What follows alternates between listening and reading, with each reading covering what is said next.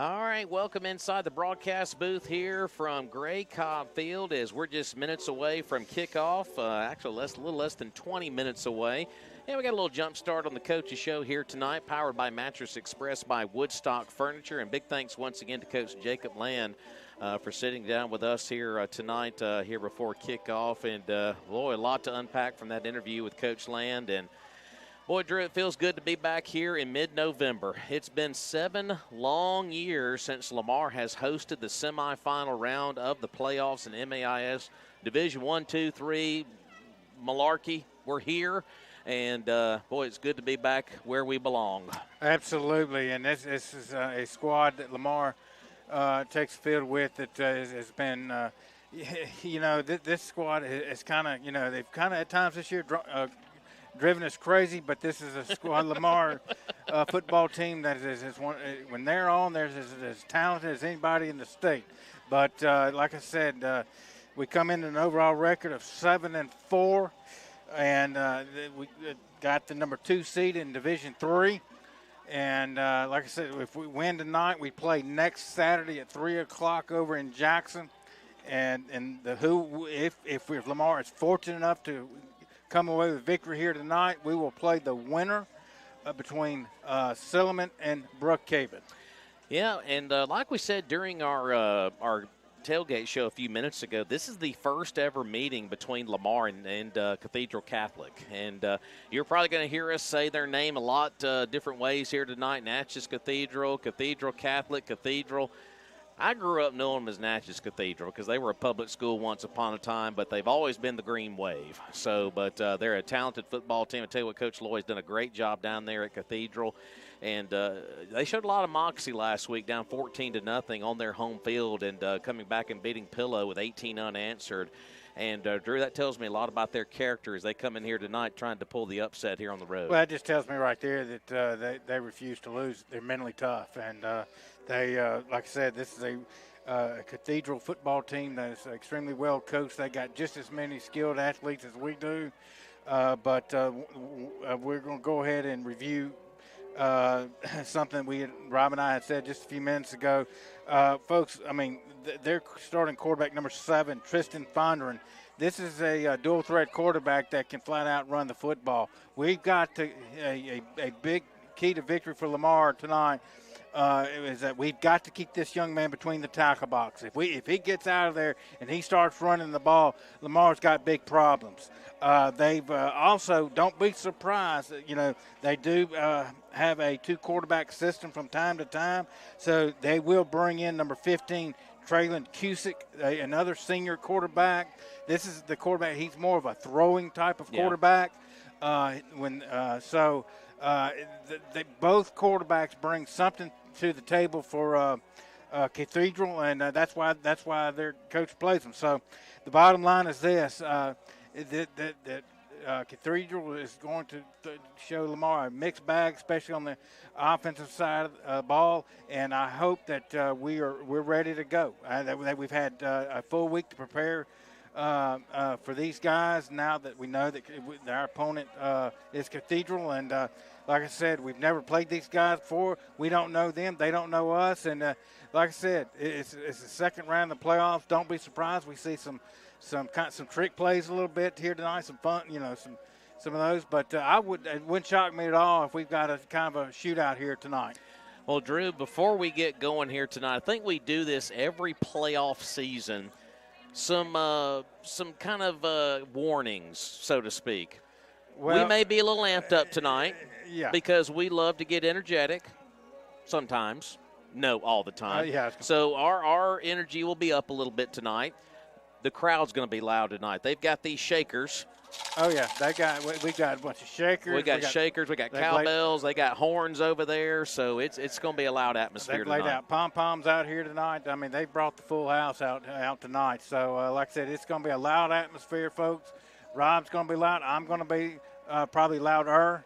And it's going to be a fun football game here tonight. Well, before we get into the starting lineups, with all those warnings aside, I want to go ahead and thank all of our sponsors before we get started, too, because once this thing gets kicked off tonight, we're going to be in high gear all night. toward the tailgate show area. Appreciate his sponsorship all season on our pregame.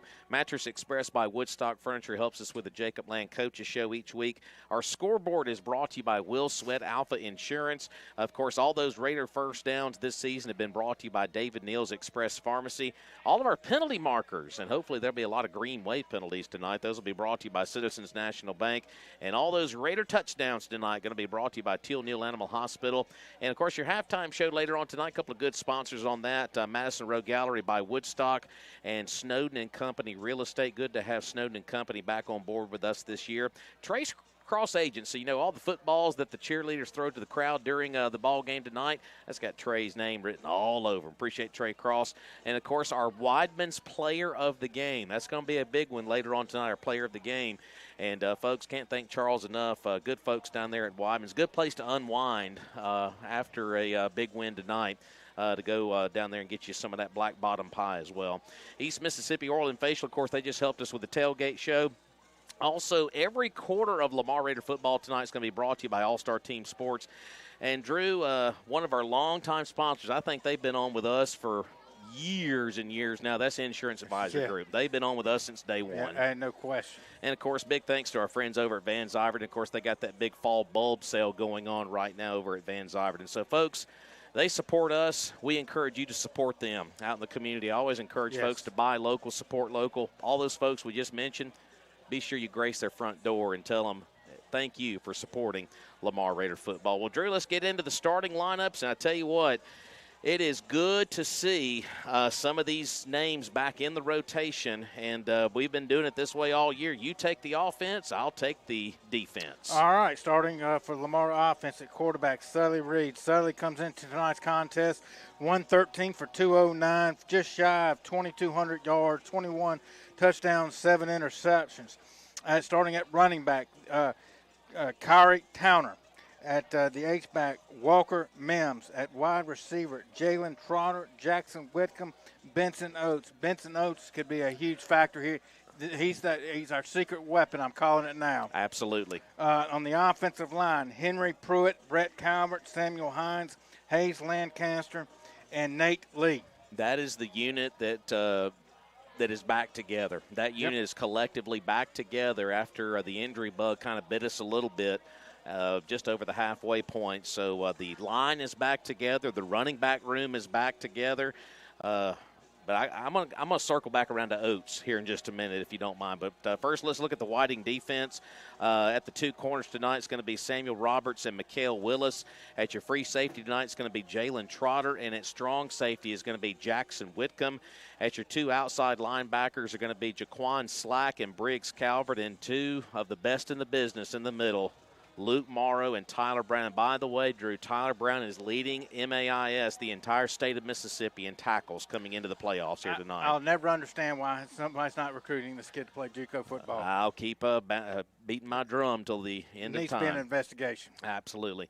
Two defensive ends going to be Caleb Randall and Luke Brady, and at the nose tonight is going to be Henry Pruitt. And, of course, I want to mention special teams real quick. Logan Cross will be your kicker tonight. Briggs Calvert, who I thought has done an amazing job punting the football this year. Special teams bit us in the rear end last year at Mag Heights. Briggs has played good football lately. Flipping the field may be big tonight, too. So, long snapper will be Whitcomb. You got Cade Val as your holder tonight. Slack and Roberts will be your two returners at punt returner and kick returner. So, Drew, that's the lineup offensively, defensively, and special teams tonight for the Lamar Raiders. Just a couple of other stats, for Lamar offensively. We talked about Sully Reed, his numbers. Listen to these, folks. This is, unbelievable that Lamar's got a 1,000-yard receiver, but they do. Jalen Trotter, senior, has caught 46 balls for just shy of 1,100 yards. He's had 14 touchdowns coming into tonight's ball game. Jackson Whitcomb, another wide receiver that is just shy of 1,000 yards. 37. He's caught the ball 37 times for 747 yards. He's had 6 touchdowns on the season. And folks, I tell you what, if my math serves me correctly, that's just shy of 2,000 receiving yards combined between the two guys. And then that is that is getting the job done at the wide receiver position, and those are, like I said, it's players, not plays. And players are going to win you the football game. And those two young men that I just talked about, Trotter and Whitcomb, they're going to have to be huge here tonight. Absolutely. And the captains for Lamar are already here at the 50-yard line. Of course, I see the Cathedral Green Wave making their way across campus here. Of course, they dress the old basketball gym just beyond the north end zone there at the parking lot area, so they're making the long walk over here. Lamar tonight will be represented by these captains. It'll be Nate Lee, one of the anchors on that offensive line, and I wouldn't have it any other way. The two best linebackers in MAIS are out there in the middle of the huddle there. That is going to be Tyler Brown and, of course, Luke Morrow. And one of the best receivers I've had an opportunity to watch in my 20-plus years on the broadcast, that being Jalen Trotter. And Trotter is out there, and tell you what, you couldn't have picked any better ones. It looks like Henry Pruitt may be joining the group out here as well. And the Cathedral fans have showed up in unison. They have made the trip from Natchez up here. And they are pretty loud over there on the far side. Of course, a lot of the Raider fans are still tailgating. They'll make their way over here to the stands here in just a few moments. But, folks, it's going to be an electric atmosphere here tonight as there's a lot riding on this one. Winner will head over to the state championship next Saturday afternoon against the winner of Brookhaven Academy.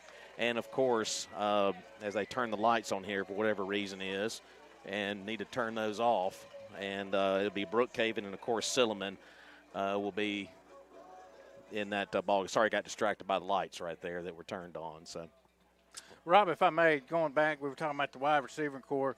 The 2 weeks ago, we saw a young man that really came on the scene, and his name is Benson Oates. I mean, this is a young man that had over 100 yards of receiving against Heritage. I think he had, correct me if I'm wrong, guys, seven catches for $114? It was something along those lines. That's what I thought I heard. And I had a big touchdown in that ball game. And I tell you what, we know what we're getting from Jalen Trotter and Jackson Whitcomb. But if Benson Oates duplicates what he did 2 weeks ago here tonight, folks, this Lamar offense, I don't know who's going to be able to stop him. Absolutely. And, of course, the Green Wave have made their way out here to the 50-yard line. Looks like they have all of their seniors that are out there for the captains meeting here at the logo. And by the way, folks, this is a neutral crew here tonight as far as officials go. It is a District 2 crew, at least the white hat is, from the Mississippi Delta. So you always get neutral officials here, but that is where at least our white hat is from, is District 2 here tonight in MAIS. And, Drew, it looks like the old lucky Jacob Land has won the coin flip here tonight. And, wow, he's going to put the defense out there to begin the ball game here tonight. So Cathedral will be receiving the football and moving left to right. So we're going to put Tyler Brown and Luke Morrow in that defensive unit out there to begin this football game here tonight. You know what? I like it. I mean, the way our defense has played, especially the last 5 or 6 games of the regular season, ever since the game against Hartsfield, this defense has just been unbelievable. Tyler Brown, Rob talked about Tyler Brown. His sacks coming in tonight, are just insane here. I mean, like I said, he's got over, I want to say over 100-something tackles coming into tonight, and why not? And put the defense on the field first, and let's hold Cathedral to 3 and out, and let's start with some good field position. All right, both teams have made it back over to their run-throughs on each side of the stadium here. Lamar off to our left and Cathedral off here to our right. And here comes the Cathedral Catholic Green Wave led by Coach Josh Loy. They're wearing green jerseys, gray pants, and white headgear. If you know the Tulane Green Wave logo, they've got that logo on each side of their helmets. And they come into tonight 7-4, winners last week 18-14 over Pillow Academy. And you can feel the electricity starting to build here as here comes the Lamar Raiders now led by 4th-year head coach Jacob Land, wearing my favorite uniforms here tonight, the red jerseys with the white numerals, the white pants, and that blue headgear with the Lamar script on each side coming down here to the near sideline. Of course, Jacob Land, head football coach. You got Adrian Hopkins, Jonathan Renault, Matthew Whiting, Charlie Ballou, Caleb Wilkie, McLeod Norwood, Jeff Breland. Of course, Coach Val upstairs. Coach Gavin Mosley over here to our side. And Coach William McNeil down there as well. I was so glad to see him earlier tonight. So we're going to step away for our final timeout. And when we return, it'll be kickoff, folks. It's here. Semifinal round is about to kick off after a 2-minute break, and we'll return with kickoff of the playoffs next here on 97 OKK.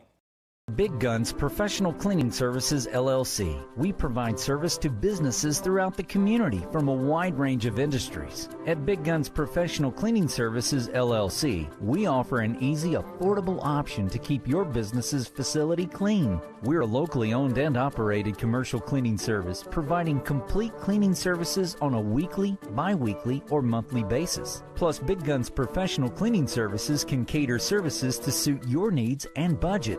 We pay special attention to details to keep your business looking great. Our professional team will create a healthier environment for your office with our special vacuums that have 4-level filtration to give you incredibly clean and healthy indoor air quality. Our backpack vacuums capture up to 99% of pollen, viruses, dust mite, chemical residue, and bacteria. Leaves less dust in your working environment to collect on furniture and equipment. Also, this helps reduce the risk of respiratory infections. We offer free estimates, competitive pricing, and standards that are second to none. Let Big Guns Professional Cleaning Services, LLC go to work for you. Call William McNeil or Christine McNeil at 601-938-5595. Get a fresh start to the day. Call Big Guns Professional Cleaning Services, LLC.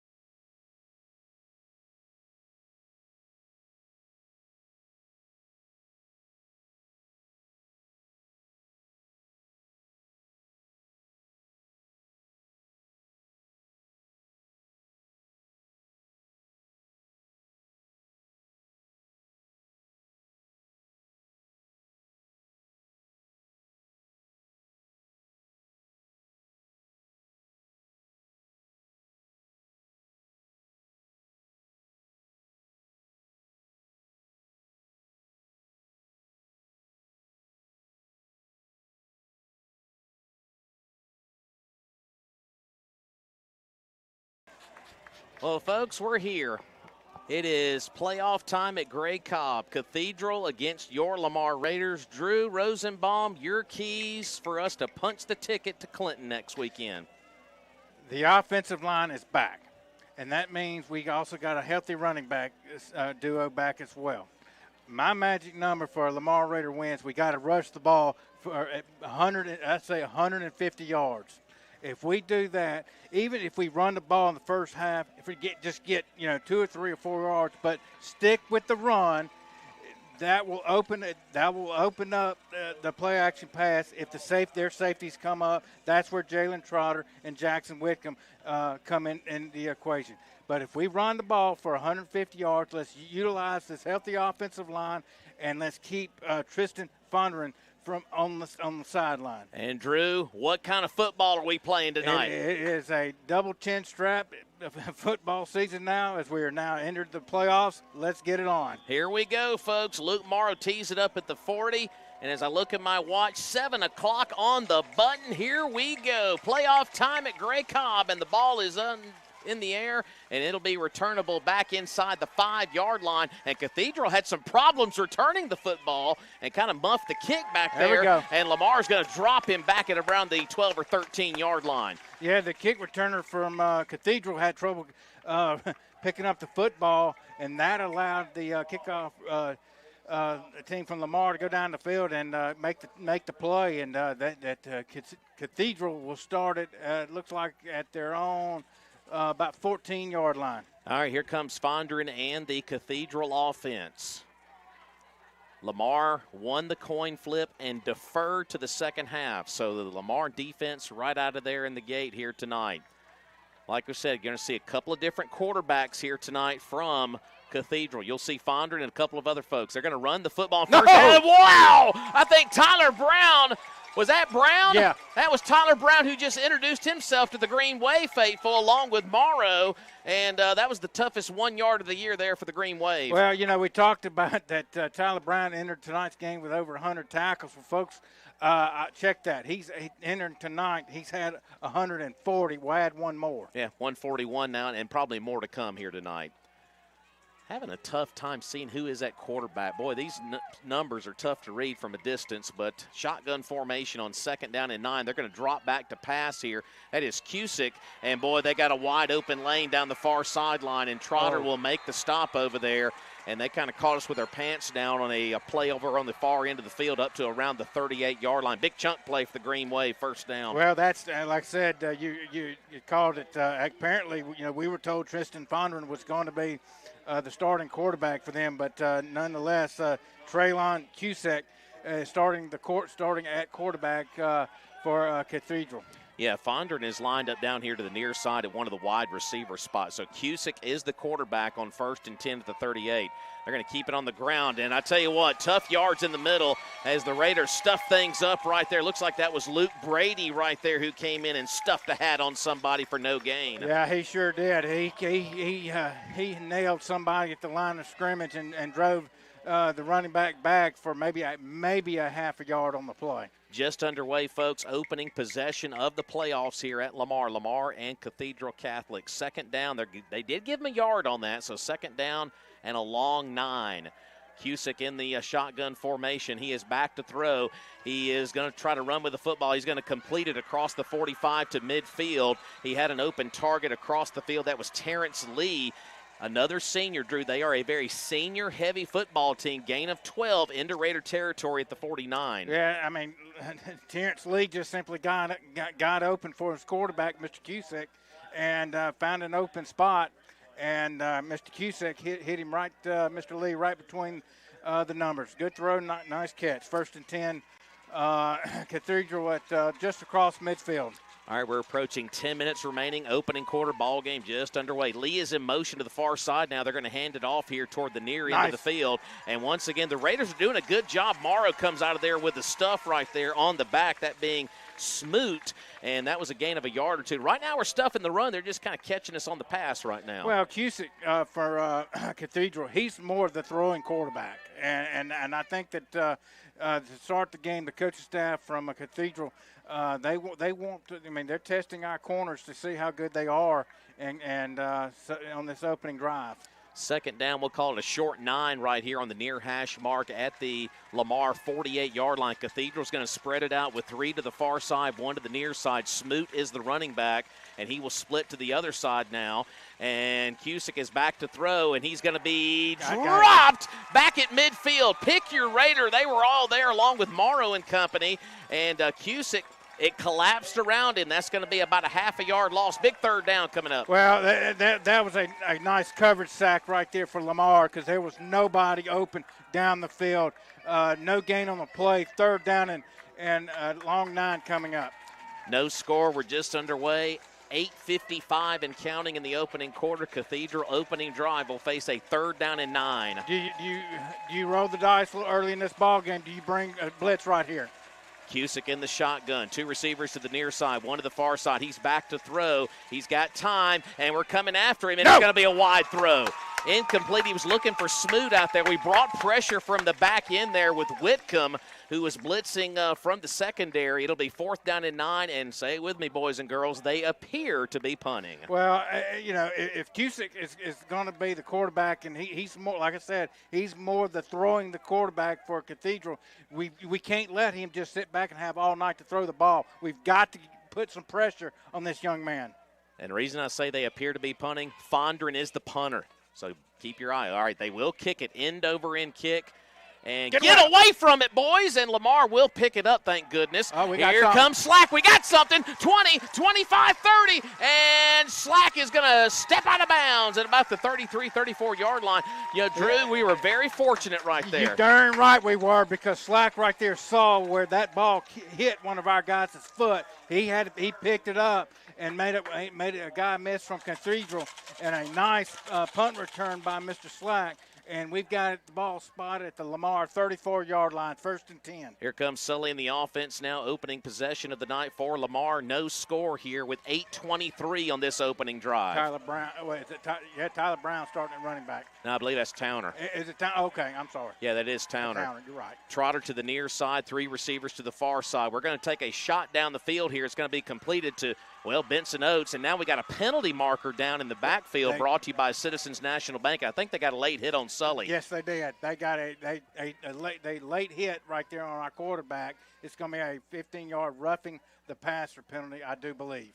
And by the way, Benson Oates getting involved early in this ball game on that last catch for about 5 yards. But here's the penalty marker, personal foul like we expected, roughing the passer on Cathedral. It was pretty obvious. Sully got hit way late on that play.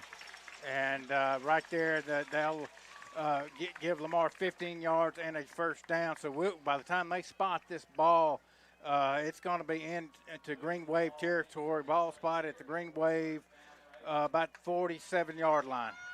Thank you very much. Gift wrap first down there. And, of course, that first down is brought to you by David Neal's Express Pharmacy. Towner in the backfield. 2 receivers to the near side. Mims is your H-back on this play on 1st and 10 from the Green Wave 47. Here's Towner on the carry, and he will get inside the 45 to the 44. And you know, Drew, Jacob Land talked about this during the pregame. This is your bell cow, Towner, and he is pretty much healthy right now. Yeah, I mean, you'll take that 4-yard run all night. It's 2nd down and 6. A nice push by the offensive line. Let's go. All right, you got Whitcomb to the far side. You've got Oates and Trotter to the near side. Mims, your H-back. Towner, your running back on 2nd down and 6 inside the Green Wave 45-yard line.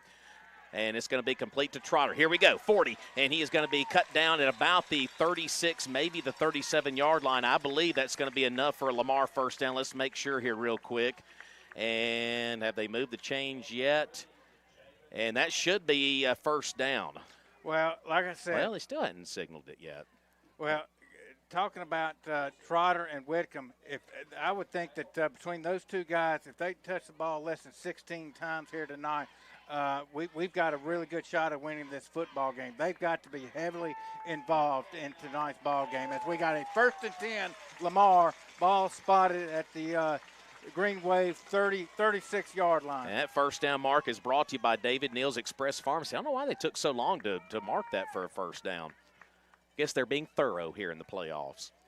First down from where Drew said it, around the Green Wave 36-yard line. Sully in the shotgun. 3 receivers to the far side, and your lone man to the near side is Jalen Trotter. Raiders moving right to left here on the broadcast tonight. No score here midway through the first quarter. Reed, play action fake. Nice pickup. And good block out front. Sully's going to chuck it down the field. He's got a man and just overshot him. Oh, he had Walker Mims in the end zone, but he just airmailed him by about an inch or two. 2nd and 10. Boy, I tell you what, that was one hell of a blitz pickup there by Kari Towner right there. Sully was about to get cremated, and Kari stepped in, got his nose dirty right there, and had a nice blitz pickup right there. Just unfortunate. It was just a ball was just slightly overthrown. Morrow is going to check in now. That being Luke Morrow at the H-back. This is a wrinkle. And they're going to throw the football out to Oates. And did Oates hang on to it? Yeah, he did. Wow, he took a shot by Fondren on the play. And that's going to be a pickup, I believe, by Oates of about maybe 4 to 5 yards. That's going to set up a 3rd down. Got some pace going here. Yeah, I like it. Pick up, go tempo right here. I like the decision right here. We got a 3rd down and 6 coming up. Sully takes the snap, hands it off to Towner, and Towner's going to break free inside the 30. And I think he's going to be a little shy of the first down. It's going to be 4th down and about a yard. Well, what I like about that call is that told me right there we're going forward on 4th down. Oh, no doubt about it. So that was just to make the 4th down coming up and as short as possible. And exactly what it was. A 5-yard run right up the middle. Sets up a 4th down and about a half a yard. Well, the muscle package is checking in, and you know who dots the I on the muscle package. Oh, yeah. Tyler Brown. He is in the ball game for the first time. Your blocker is Luke Morrow on 4th down and 1. 4th down and 1, but instead we're going to get a push with Sully Reed, kind of a modified tush push for a 1st down. Lamar 1st down Raiders at the 25-yard line. Yeah, I like them. On this opening to drive by Lamar, the mixture with the run with the pass, more with the run. Guys, I'm telling you, if we just stay patient and we run the ball here tonight, we will wear Cathedral out in the second half by running the ball. 1st down brought to you once again by David Neal's Express Pharmacy. 1st down and 10 for the Raiders, just a shade inside of the Cathedral 25-yard line. Muscle package stays in there with Tyler Brown, and Brown just running people over inside the 20 down to about the 17. It's hard to defend, folks, with Tyler Brown. Yeah, I mean, just Brown off left tackle runs the ball for a nice little about 7 yards gain right there. Sets up a 2nd down and 3. And I mean, the offensive line is just is doing a man's work right now. Muscle package stays in there. Morrow blocking, and you know dotting the I. That's Tyler Brown. Brown takes the handoff, and Brown, this time they're going to stuff him a little bit. He got down to just shy of the 15-yard line. That's going to be a pickup of maybe a yard or 2 at most, and that's going to set up a 3rd down and 1. I just keep running it right at him. No question. I mean, like I said, you got 3rd down and 1. You got 2 plays to pick up a yard. If you can't in 2 plays pick up a yard, you don't deserve to score. 5 minutes to go here in the opening quarter. First possession of the evening for Lamar. It'll be 3rd down and 1. Just shy of the Greenway 15-yard line. They give it back to Brown. He lowers his head, and he is going to get the 1st down. I do believe he had to get at least inside the 15. And looking at this mark, I think he's going to have it by about a half a yard. But we've got to wait on the spot here. And they drop the football, and indeed, 1st down Lamar, 1st down Raiders, powered by David Neal's Express Pharmacy. Well, you're right. The officials, they're taking their sweet time giving us the 1st down signal, but nonetheless, Lamar's got a 1st and 10 ball spotted near the Greenway 15. Spread formation now. We go from muscle to spread. No receivers to the near side, trips to the far side with Towner in the backfield in the shotgun formation for Sully. Here's the handoff to Kari, and not a lot going there. He might have got a half a yard at most. So Green Wave from Cathedral playing a little bit better on the interior on these last couple of plays. You know what? They are, but you know what? I don't care. Yeah. Run the ball. You've got to run the ball. Be patient. Be consistent. Because I'm telling you, these little 2 and 3 yard runs here in the first half, if we continue to run the ball, there'll be 7, 8, 9 yard runs in the second half. It's going to be 2nd and 11. We lost a yard on that last play, and it's going to be tossed out there and almost intercepted. It was almost intercepted there by the Green Wave. It was Tripp Wimberly who batted the ball up in the air. We were trying to complete it down here on the near side there, I believe either to Oates or Whitcomb, but 3rd down and 11. Well, you just tip your cap right there. A nice defensive play there from the Green Wave right there. And incomplete pass. We got 3rd down and 11. I like a square in right across the middle to Whitcomb right here. Sully in the shotgun on 3rd and 11 here. Tried the hard count there to maybe steal 5 yards. Good discipline up front by Cathedral. On 3rd and 11, Towner's going to split out to one of the wide receiver spots with Trotter, and you got 3 receivers to the far side here for Reed on 3rd down and 11. Sully back to throw. Patient. Looks for this. He's got a wide open man. Touchdown, Lamar! Touchdown, Lamar! Touchdown, Raiders! Yep, I mean, right there, and wide open receiver right there. And Lamar, nice opening drive from Lamar, and Lamar leads 6-0 with 3:43 left to go in the first quarter. Just a wide receiver for Lamar. Was it number 3? No, it was Walker Mims. Walker Mims. Walker, like I said, just simply found an open spot in the end zone, and the defensive back from Cathedral just lost where he was at, and we got an offsides on Cathedral coming up. So. And by the way, that was a touchdown toss of 16 yards, by the way. We'll give him 16 on that play. So now it's offside. Now we're going to go for the 2-point conversion. That's a big penalty on Cathedral because that's going to move the ball up to the 1. and you know who's going to get the ball here. Muscle package may be coming here. By the way, that touchdown brought to you by Teal Neal Animal Hospital to Walker Mims. Yeah, I mean, Mims did a nice job of getting open right there, and the safety from Cathedral, I don't know what he was doing. So they're going to move it up a little bit after the offside penalty. We're going to go for the 2-point conversion here with the muscle package here, and Cathedral jumped into the neutral zone again. So that is another penalty marker brought to you by Citizens National Bank. Yeah, I mean, now move it just a little bit closer to the goal line. It's like I said, you're thinking maybe 8 or 9 inches by now. Maybe. Maybe. I mean, the ball is literally kissing the goal line right here. You can almost just fall ahead and get the 2 right here. I was going to say maybe Sully Reed, a quarterback sneak or something like that.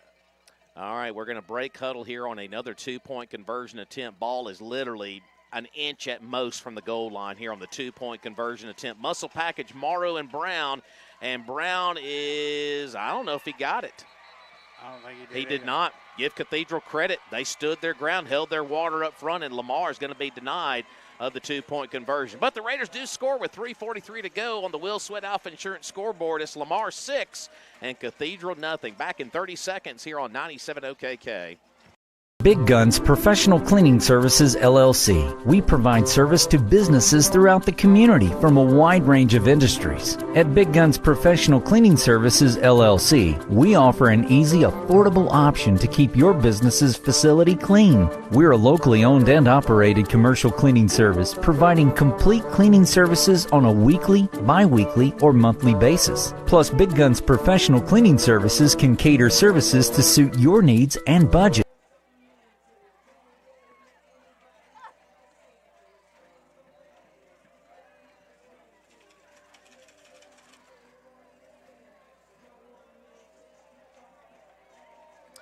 16 yards on the touchdown toss from Sully Reed to Walker Mims. 2-point conversion was no good, but the Raiders do lead it here early, 6-0.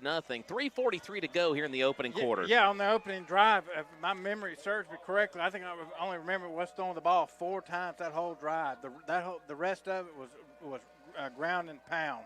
Here's Morrow on the ensuing kickoff. It's going to be an angled kick over there to the far side, and Cathedral will field it down there with Terrence Lee. He's up the far sideline. He got tattooed by somebody across the 20 at about the 23.5 or 24. So here comes Cusick and the Cathedral offense here. Well, as Cusick, as we talked about during the pregame show, that Fondren, we thought that he was going to be the starting quarterback. He took snaps last week, but, maybe a wrinkle. And like I said, but Cusick for the Green Wave, and he started Traylon Cusick starting the quarterback, and, he's more the throwing quarterback. Well, now you ask and you shall receive. Fondren's now in the shotgun formation. So here you go. Fondren, his first look at quarterback tonight. Terrence Lee's in motion now for the Green Wave. They're going to fake the handoff with him, and, Lamar stayed home. He's going to gain a couple of yards across the 25 maybe, as they kind of try to fake zone read there on an option. Gains about 2 or 3 yards. Yeah, and what makes this guy so special, Fondren, is that he is an electrifying runner with his legs. I mean, this is a young man that does not mind at all running the football, and Lamar has struggled with a running quarterback.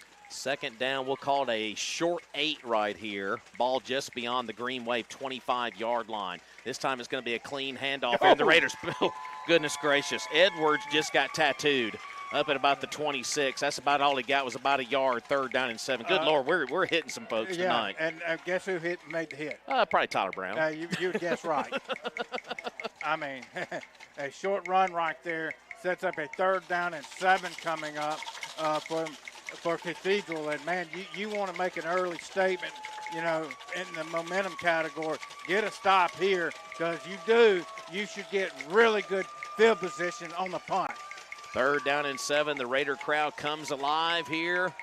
from the Green Wave 26. Fondren in the shotgun. He's going to drop back to pass, throws it across the middle. It's going to be a first down and more. Across the 45, catch made there by Trip Wimberly, who batted a pass away earlier on defense. So big conversion on third down up across the Green Wave 40 to the 42. Well, defensively, we dropped back in a zone, and Wimberly just found the soft spot, and that was just an easy throw, easy catch, move the sticks, 1st and 10 for the Green Wave. As we've got 2:07 left to go in the first quarter. Lamar leads Cathedral 6-0. Ball spotted at about the 42-yard line. Trips will be to the near side here. That's Lee and Wimberly, and one other receiver down here. That is going to be Owen Jordan. And Fondren is looking that direction to one of those 3 receivers. He may try to take off and run. He will release the football, but air-mailed it incomplete. He was looking for Grayson Gay on the far sideline. Trotter had him decently covered up over there, 2nd and 10. You know, again, nice coverage by the defensive backs for Lamar down the field. I mean, it was pretty tight coverage all the way. And nice play there for Lamar defense. Sets up a 2nd down and 10 coming up. All right, from that Green Wave 42-yard line. You've seen Cusick, now you've seen Fondren. They both got pretty darn good arms out here, 2 good throwers. And good thing about it is I noticed that we had a spy on that last offensive play. Fondren back to pass here on 2nd and 10. He's got time. He releases the football across the middle. It's batted up in the air and caught. God. It is batted up in the air and caught. Slack batted it up in the air, and Wimberly makes the catch down inside the Lamar 35-yard line. Sometimes in big games, a bounce will go your way, and boy, Cathedral got a big one. Yeah, they did. That's just, I mean, it was a well-defended play right there. Just an unlucky break for Lamar. Oh, you just got to forget it and play the next play. All right, 6-0 Lamar, 90 seconds remaining here in the first quarter clock. All right, Fondren will lead the offense up here to the Raider 34-yard line now. Green Wave moving left to right here on the broadcast. Raider fans get a little louder here for the defense. Fondren is going to run, straight run down here to the near side, and he is going to get a handful. He's actually going to stretch out and get down to about the 30-yard line. Boy, that was a good effort right there as he got about 3 or 4 yards right there. Well, I mean, like I said, it was a well-defended play right there, but second effort was able to give Cathedral about 4 yards on the play. Sets up a 2nd down and 6 as we got just under 50 seconds left to go in the first quarter. Lamar leads 6-0, but Green Wave is driving. It'll be 2nd down and 6. Ball spotted just a shade inside of the Lamar 30-yard line. 3 receivers to the far side, 1 to the near side here for Fondren. Raiders coming on a blitz right here, and it's going to be incomplete. They were looking for a short receiver down here in Smoot, and Brady was bringing pressure on Fondren. I think he released the ball a little earlier than he wanted. Well, yeah, because we had some pressure coming around right in, and he got rid of the football a lot sooner than he wanted to. Big play defensively coming up right now for Lamar Raiders. 3rd down and 6. Ball spotted at the Lamar, just across the 30-yard line. I'll tell you what, good atmosphere here tonight. The fans are making a lot of noise. 3rd down and 6. 4 receivers, 3 to the far side of the field, 1 to the near side on 3rd and 6. Fondren back to throw, and Brady's going to come in and sack him. Luke Brady, what a night he's having, and Brady's going to sack him back at about the 34-yard line. Loss on the play. Wow, what a play by Brady. Yeah, I mean, Brady, he busted through the line of scrimmage right there, and a nice loss on the play right there by the Lamar defense. It was able to get a nice sack in the backfield. Folks, that's going to do it for the first quarter of play from Gray Cobb Field. Your score, Lamar 6, Cathedral nothing. We're going to take a 1-minute timeout. You're listening to Lamar Raider football right here on 97 OKK.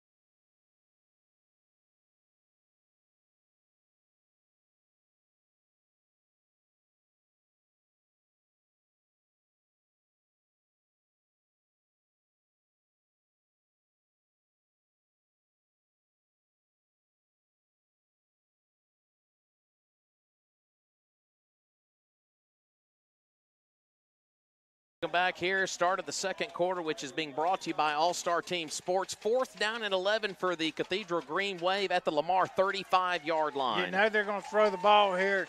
You bring some pressure right here. You come after the quarterback. Fondren in the shotgun, and now, wow, timeout by the Lamar defense. I like this timeout. You want to be sure. And we'll keep things right here on the broadcast. By the way, Drew, I do have a scoreboard update here. Into the first quarter, Brookhaven Academy 7, Silliman 6. Wow. And that game is at Silliman tonight. Yep. Well, like I said, just like ours, that game's going to go into the fourth quarter tight. So, but well, like I said, I think Green Wave came out offensively in a different look than what Jacob was anticipating, and I think that was a wise decision right there by calling a timeout. So, with that timeout, as we get ready for the first play of the second quarter, our Lamar Raiders lead Cathedral Academy 6-0. And, Lamar got the ball. Its first time to possess the ball went right down the field and did it, majority of that drive, guys, it was ground and pound. All right, so the timeout I think they're going to wrap this timeout up sometime tonight. A little bit of a lengthier timeout here. I tell you what, this Delta officiating crew here tonight, they must do things a little slower up in the north part of the state. So, well, all right, 4th down and 11 here. Let's see what they come out in. They will break huddle. They got 2 receivers to the near side, 3 to the far side, and a back in the backfield with Fondren on 4th and 11. Fondren takes the snap, play action fake. He's looking, firing it down the field, and it is incomplete. And no penalty markers down, and Lamar will hold serve on 4th down. Yeah, nice defense. The Lamar defense right there bent a little bit, but did not break, especially after the unlucky deflection pass a few plays ago. But nonetheless, Lamar defense did an outstanding job right there getting off the field. And Lamar, once again, as we repeat myself, with 11:54 to go, and here in the second quarter, Lamar leads Cathedral 6-0. All right, Raiders are going to be moving left to right with the football now. Line of scrimmage will be at the Raider 36-yard line. Ashton Jones will check in for the first time tonight at running back. Of course, we got him back a couple of weeks ago during the Heritage football game. First play, it'll be a handoff to Ashton. And Ashton, nice gainer. Yeah. He'll get across the 40. I thought the ball might have come free there, but we will be ruled down nonetheless up at about the 41, gain of, about 5 or 6 yards. And it's so nice to have this young man back because, man, he's the lightning back there from the running back position. We lost him after, week 4, week 5? It was early. With the broken collarbone, and, man, I tell you, it's glad to have him back. Next snap, another handoff to Ashton. Ashton's beyond the 45, and he's going to be very close to a first down. And, yes, it will be a first down, powered by David Neal's Express Pharmacy. First down, Lamar, first down, Raiders. Yeah, a really nice start by Ashton Jones as the first 2 times he touches the ball, 11 yards later, and Lamar is moving the sticks. All right, first down at about the Lamar 46-yard line. Raiders 6, Cathedral nothing here in the second quarter. In Cathedral, thank you very much. Wyatt Bond, that is for you, my friend. Yep. Another number 7 gets somebody to jump in the neutral zone, brought to you by Citizens National Bank, and this should be a 5-yard mark-off here on the Green Wave. And guys, No, sir. False start on the Raiders. Whoa. Wow. Okay. Well, I okay. Well, they must have saw something we didn't. Excuse me. Like I said, because we saw a Green Wave defensive lineman jump in the neutral zone. Okie dokie pokey. Well, we'll move along here. 1st and 15 back at about the 41 of Raider territory. All right, Sully by himself in the shotgun with 4 receivers, 3 to the near side, 1 to the far, be a design quarterback keeper, and Sully is going to get the yardage back on the penalty and then some up to about the 48. Boy, that was just big boy quarterback football right there. Yeah, absolutely. That was just a design quarterback run right there for Mr. Sully Reed as he took it off the left side, and nice about 8 to 9 yard run right there by our quarterback Sullivan Reed. Second down, and I'm going to call it a long 7 right here at about the Lamar 48-yard line. Here's the handoff to Ashton Jones. Ashton lowers his head. Nice physical run there by Ashton, north and south, down to the other end of the field here at about the 47.5. Third down and manageable. Guys, what are we doing successfully here tonight? Run the football. Thank you very much. In the words of Leanne Tui, run the dang ball. That's what we're doing. And that's, like I said, these runs, I'm telling you guys, if we continue to run the ball in the second half, these runs are going to be 10-plus yards. Third down and 3. Sully back to throw. They're coming on a blitz, and Oates makes the catch, but he's only going to get down to about the 46.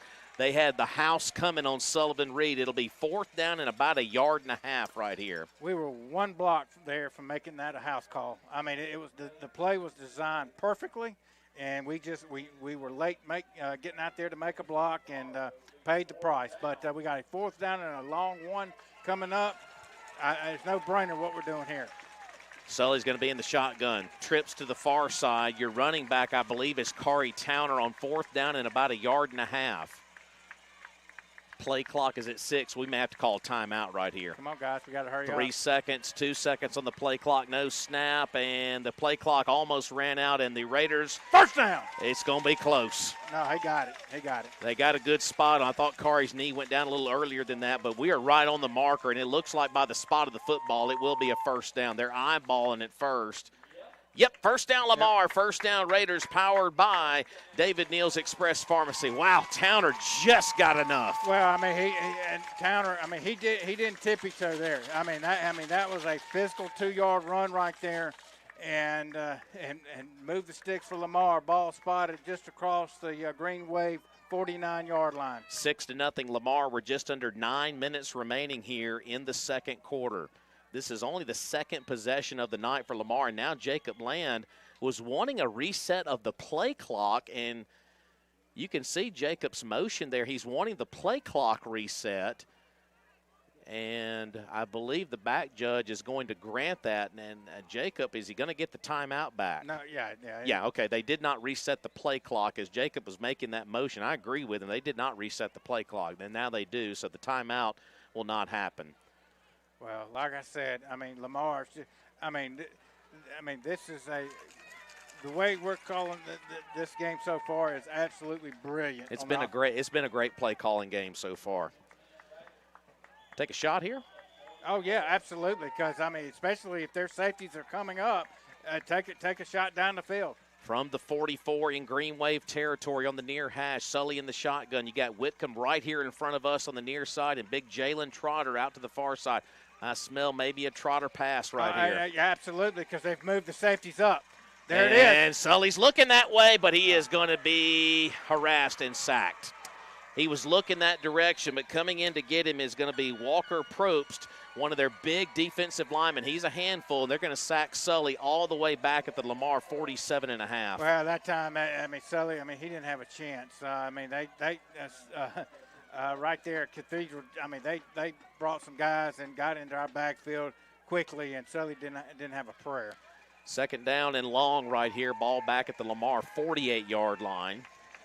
3 receivers to the far side, 1 to the near. You just need to get what you can here to make the third down a little bit more manageable coming up. At least get the yardage back on the loss and the sack. Second down and 19. And now Jacob's going to have to take a timeout. Personnel were not lined up properly. So timeout on the field with 7:38 to go here in the second quarter. Back after this, Lamar 6 and Cathedral nothing. Back in 30 seconds here on OKK.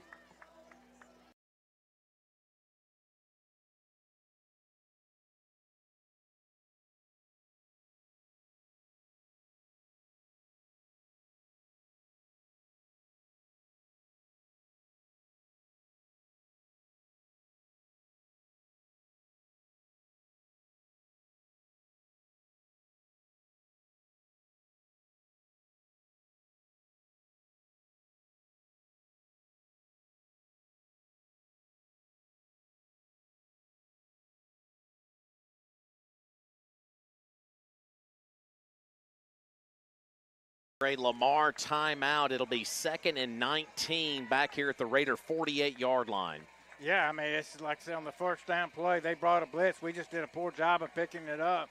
and now we got a 2nd down and 19 coming up. 5 wide receivers here for Sully. Ashton's going to split back into the backfield right here on 2nd and 19. Play action fake Sully across the middle. That's a catch made. Is that Mims again? He fumbled the football, but the Raiders had Jackson Whitcomb in the neighborhood there to scoop the ball up at the 39. Thank you so much, Jay Whitty. Yep, I mean, that's heads-up play there by Jackson Whitcomb. But, I like the throw and catch. It was a little square in right across the middle. Right now we got a third down and 5 coming up. 3rd down and 5 at the 39-yard line. Hand off to Ashton, and he is going to be gobbled up down at the 35. And guess what, folks?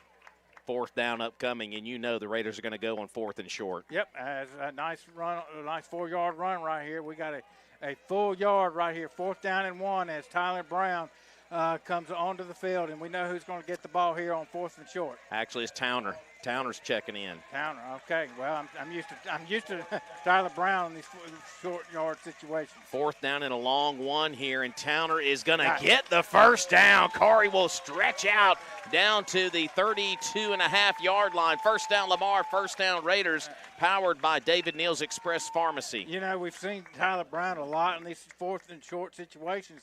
But, you know, now that we've got all our running backs back, you know, now we can save Tyler Brown on one of the, you know, only on emergency situations. I tell you what, the chain gang's having a tough night down there tonight. They couldn't get the chains reset over there. From the 33 for the Raiders, Oates in motion to the far side now on 1st and 10. Play action fake across the middle. He's got a man. It's Mims. 10, 5, touchdown, Lamar. Touchdown, Raiders. Walker Mims with his 2nd receiving touchdown of the night. Drew, we caught him with their pants down. That's why you run the ball. Football, yeah. That's why you run the ball. The safety came up. We did a little tight end play action pass. Walker Mims could have walked to the end zone. The Raiders go up by 2 scores now. It's Lamar 12 and Cathedral nothing. That touchdown powered by our good friends over at Till Neal Animal Hospital. Valen to hold the extra point here for Morrow, that being Luke Morrow.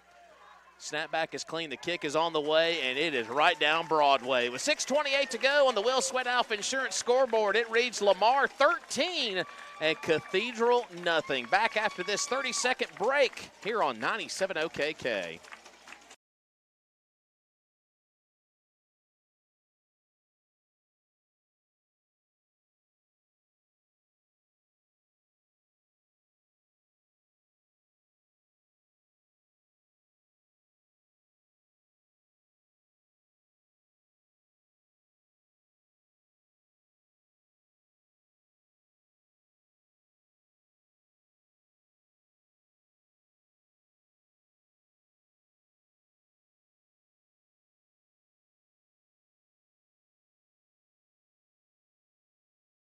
A night, Walker Mims, his 2nd receiving touchdown. Man, what a story he is. Playing his first full year of football. And, wow, how about that? 2 receiving touchdowns. Morrow with the PAT. 13-0 Raiders with 6:28 to go before halftime. Yeah, I mean, he's Walker Mims. He's going to be a stud. He's just a sophomore, guys. What a story, too. What a story. But I'll tell you another story is that our head football coach, Jacob Land, he's calling a masterpiece here in the first half. It's definitely a Picasso right now through nearly a quarter and a half, but we still got a long way to go. We've seen crazy playoff games here before.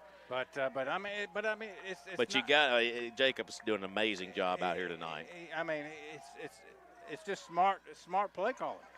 Cathedral on the squib kick. Ball is still free here, and Fondren somehow picks it up back here at the 20-yard line. I tell you what, Cathedral's had a lot of problems fielding kickoffs here tonight. And that's why we keep, if they keep having problems, let's just keep squib kicking it, and because they're definitely having problems. We got a score update, Rob. Brookhaven 14, Silliman 6, 10 minutes left in the second quarter, last report. Wow, okay. And Brookhaven at Silliman tonight. Remember, Brookhaven went to Simpson last week and won, so that may be a dangerous, hot team right now in this playoff round. Well, I tell you what, man, and folks, if you're just tuning in, with 6:19 left to go before halftime, Lamar leads Cathedral 13-0. Lamar has scored on their first 2 possessions of the ball game. Cusick is back in at quarterback. They're rotating him. Cusick, who started the game at QB, will now be in here on the 3rd possession. He's back to throw. He looks. He's running out of time, and he is going to be sacked back there by, well, go ahead and tell him. Would be what, Tyler Brown as usual? Yes, sir. Okay, yeah, that's not right. It's a pretty safe bet. There's death, taxes, and Tyler Brown. Well, so. I mean, he's like I said, it was him, but it was also he was joined by a couple other guys as well. Yeah. But wow, man, what a start on this drive by the Lamar defense as we got a sack in the backfield of about 8 yards, sets up about a second down and 18 coming up. Drew, we're at the point in this football game right now. I know we still got 2 quarters to go. We need to put a foot on somebody's throat right here, right now. Absolutely, good call. 2nd and 15 here. Cusick back to throw. He's looking, firing down the field, and it is, did he catch it? No. No, they're going to say incomplete. The receiver was sliding out of bounds. I believe that was Terrence Lee. He was just beyond the 25, but it was incomplete. Did not secure it, so now 3rd and, I'll call it 16-17 to go. Well, I mean, Terrence Lee on the far side of the field was running a deep square, deep out route. And he had a couple steps on our guy, but it was a low throw, and I guess the ball skipped the playing surface. 3rd down here, chance for the Raiders to get a 3 and out here late in this second quarter rather. Cusick in the shotgun here. He is going to roll back to pass. Pressure coming down on him, and the pass is caught, but it's going to be or is it incomplete? Yeah, incomplete. You had coverage there. Good coverage there by Samuel Roberts on the intended target there, Grayson Gay. But I tell you what, we dialed up pressure on a couple of those plays right there. Absolutely. I mean, you cannot sit there and let Cusick just have all night to throw the ball. I mean, if you do, you're asking for trouble. Remember, folks, this is a pivotal moment in this ball game for Cathedral because the clock is at 5:25. Raiders are about to get their hands back on the football. And remember, Lamar gets the ball to open up the 3rd quarter. Good point there because that's exactly right. Fondren with the end-over-end kick. He's a kind of a do-it-everything guy, and it's going to take a massive Cathedral roll, but you don't want to take any risk here in the postseason, and they'll touch it down at about the Lamar 33-yard line. So 1st and 10 Raiders with 5:11 to go before halftime. Raiders 13 and Cathedral nothing. And Drew, it's a big drive here. I want to see foot on throat right here.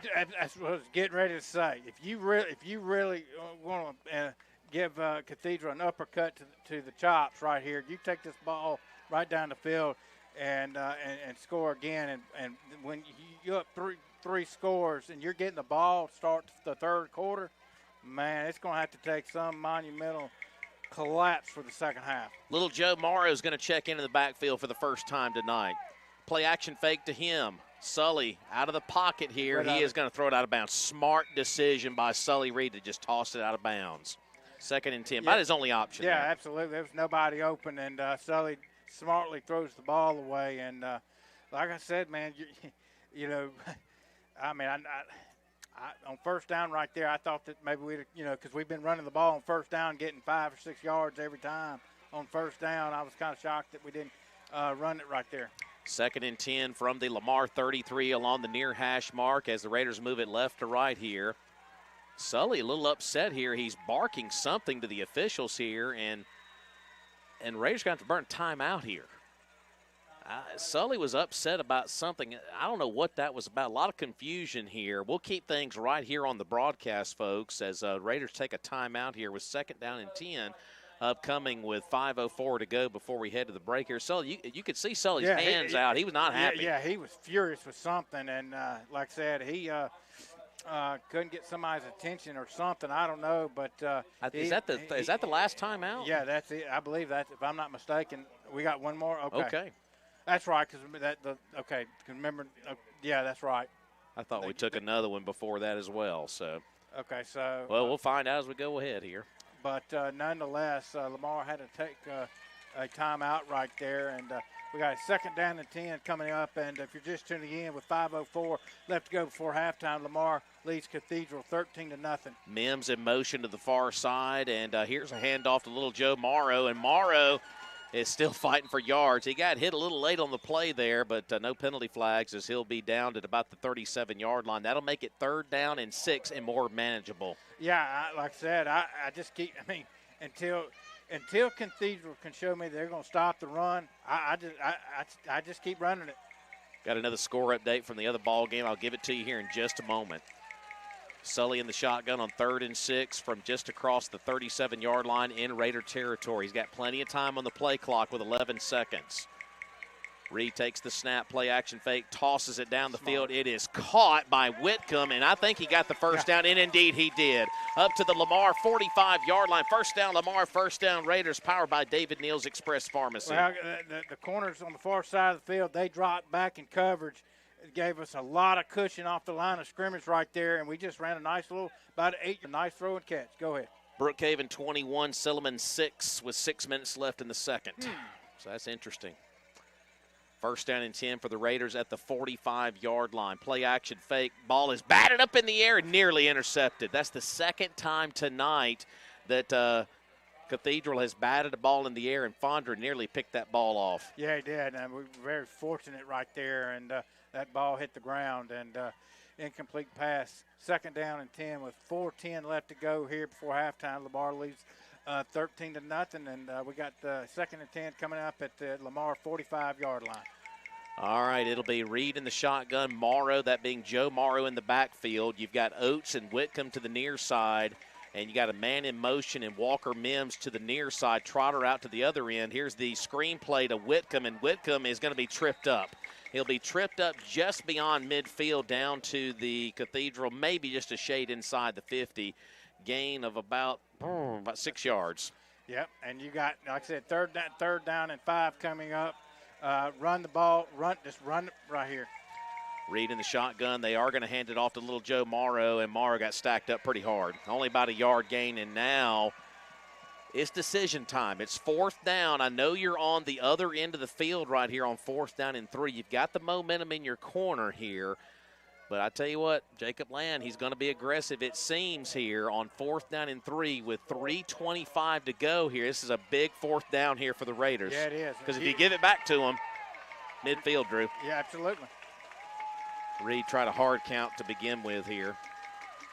Where do you go here? Run the ball or do you pass it? Like I said, I'd be shocked if we're not running some type of slant square in across the middle. 4th down and 3 play. Sully's trying the hard count again. And is Jacob going to burn his last time out? I believe he did. No, he didn't. He's taking delay a game. Okay, delay a game. That penalty marker brought to you by Citizens National Bank. It would have been a major gamble right there to go for it at the midfield. I like I said, absolutely. See if you could draw them off to get a cheapy first down. But nonetheless, if you don't get that, you're giving up a lot of field position right there. I think that was a smart coaching decision right there by Coach Jacob Lamb. All right, you got Calvert back at the 35 to punt this football away. Snap is clean. Calvert on a rugby kick. It's a high, short, hanging kick. Fondren will call for the fair catch, and boy, that was a dangerous fair catch at about his own 25, 26-yard line. Ooh, that was a gamble. Well, yeah, he might want to check out a casino later tonight. After well, he's not of age yet, but he can still check one out. He's probably got something to get in, but nonetheless. They got plenty of them in Natchez. Nonetheless, roll of the dice and give credit to Fondren right there of catching the punt, but nonetheless, they'll have that right there, ball spotted at the about around the 28-yard line, 1st and 10. Cathedral has the ball. 2:27 to go before the break. Fondren takes the snap. He's back in at quarterback, and Smoot, his best run of the night, as he'll get beyond the 35 up to about the 36. That's a gain of nearly 8 yards. Yeah, I mean, give them credit. I mean, a nice physical run by Smoot, running up the gut for about 8 yards. Set up 2nd down and 2. 2nd and 2 here as Fondren and the Cathedral offense kind of getting some pace going right here. And they're going to hand it off to a different back this time, and he will look to get the first down there. That was Mason Navarro there as he will get very close. I don't know if he got it, depending on the spot here near the 38 or 37 here. I guess I said his knee touchdown because, like I said, I'm not sure about the spot. I thought he had the first down, honestly. Well, they're eyeballing it here. Everybody looks up at here like we run the clock. It's like, and now they will stop the clock here. It's 1:58, and are they going to measure this? Yeah, they're going to measure it. I guess they're saying the young man's knee came down. Yeah. I thought that from up here, being up here, that he had the first down. Clearly. All right, they will stretch the chains out here. And it's close. I think he did. So it'll be a Cathedral first down by the nose of the football at the 38-yard line. It was close, but I'm glad they brought the chains out to look at it. He got it right by the nose of the football. So 1st and 10 here for the Green Wave at the the Cathedral 38-yard line. Now, if you're one of our Lamar defensive backs, you've got to know your assignment right here. You cannot give up a shot down the field. Fondren rolling out to the far side, looking to pass the football. He's coming back to the near side. He releases the football, and it's incomplete. Brought pressure on him right there. We had folks all over him. The pass was intended for Trip Wimberly, 2nd and 10. Well, like I said, they wanted to take a shot down the field, I firmly believe, right there. But Lamar, number 6, McKeel Willis, was back there in coverage, and nice play there. But 1:48. I was just looking at the clock here. 1:48 remaining. Keep the play in front of us. You cannot give up a shot down the field here. All right, Fondren will run the football. He stumbled there in the backfield. He's tattooed at the line of scrimmage. Morrow comes out of there clutching his fist along with one other Raider, and Fondren kind of lost his footing in the backfield. That kind of took the play off balance there. Gain of about a half a yard, 3rd down here. Well, you said it. When Fondren kind of lost his footing in the backfield, that threw the timing off right here, and we got a 3rd down and 10 coming up. 1:20, the clock is rolling. Cathedral's got timeouts. Clock management here is terrible. 3rd and 10 from their 38-yard line. Fondren in the shotgun here, and he's back to pass. We're bringing pressure here with Pruitt, and he's going to release the football incomplete. I tell you what, Pruitt was coming after him pretty hard right there. They looked down the field for Owen Jordan, incomplete. And I tell you what, we are bringing some darn pressure on the quarterback. Absolutely, and like I said, we talked about that at the start of the ball game, that we cannot, whether it's Cusick or Fondren, we cannot allow these guys sitting between the tackles and have the time to eat a sandwich. You got to bring pressure. 1:05 is on the game clock here, Drew, and I'm kind of like you. That was poor clock management on the Green Wave's part. Fondren will be in to punt the football on 4th and 10, back inside his 25. And it's blocked! It's blocked! And it's going to go out of bounds all the way on the other side of the field at the 30-yard line. And give credit to Calvert. That was Briggs Calvert. He has come up in so many big moments this year. He has. I mean, this young man on special teams has been the MVP. I'm telling you. He just came through there basically untouched right there. Well, Drew, I said it earlier, put dadgum foot to throat right here. Get a score before the break. You go up by 3 scores. You get the ball to open up the 3rd quarter. This is a big moment in this football game. If you really want to put belt to you-know-what right here, Lamar, you punch this one in the end zone.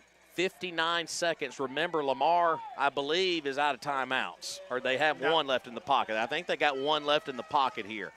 Sully, play action fake. Good blocking up front. Here's Trotter, 5-yard line, and he's going to cruise into the end zone. Touchdown, Lamar! Touchdown, Raiders. Where's your belt at? Slap them, 3-score game, Raiders. Well, that was taking candy from a baby, as easy as that, because that was Trotter just on a post route.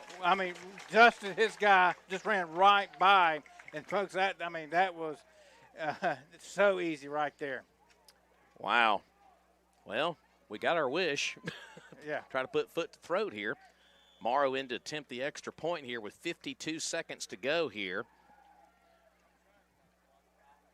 What was that, about a 30-yard toss there from Reed to Trotter?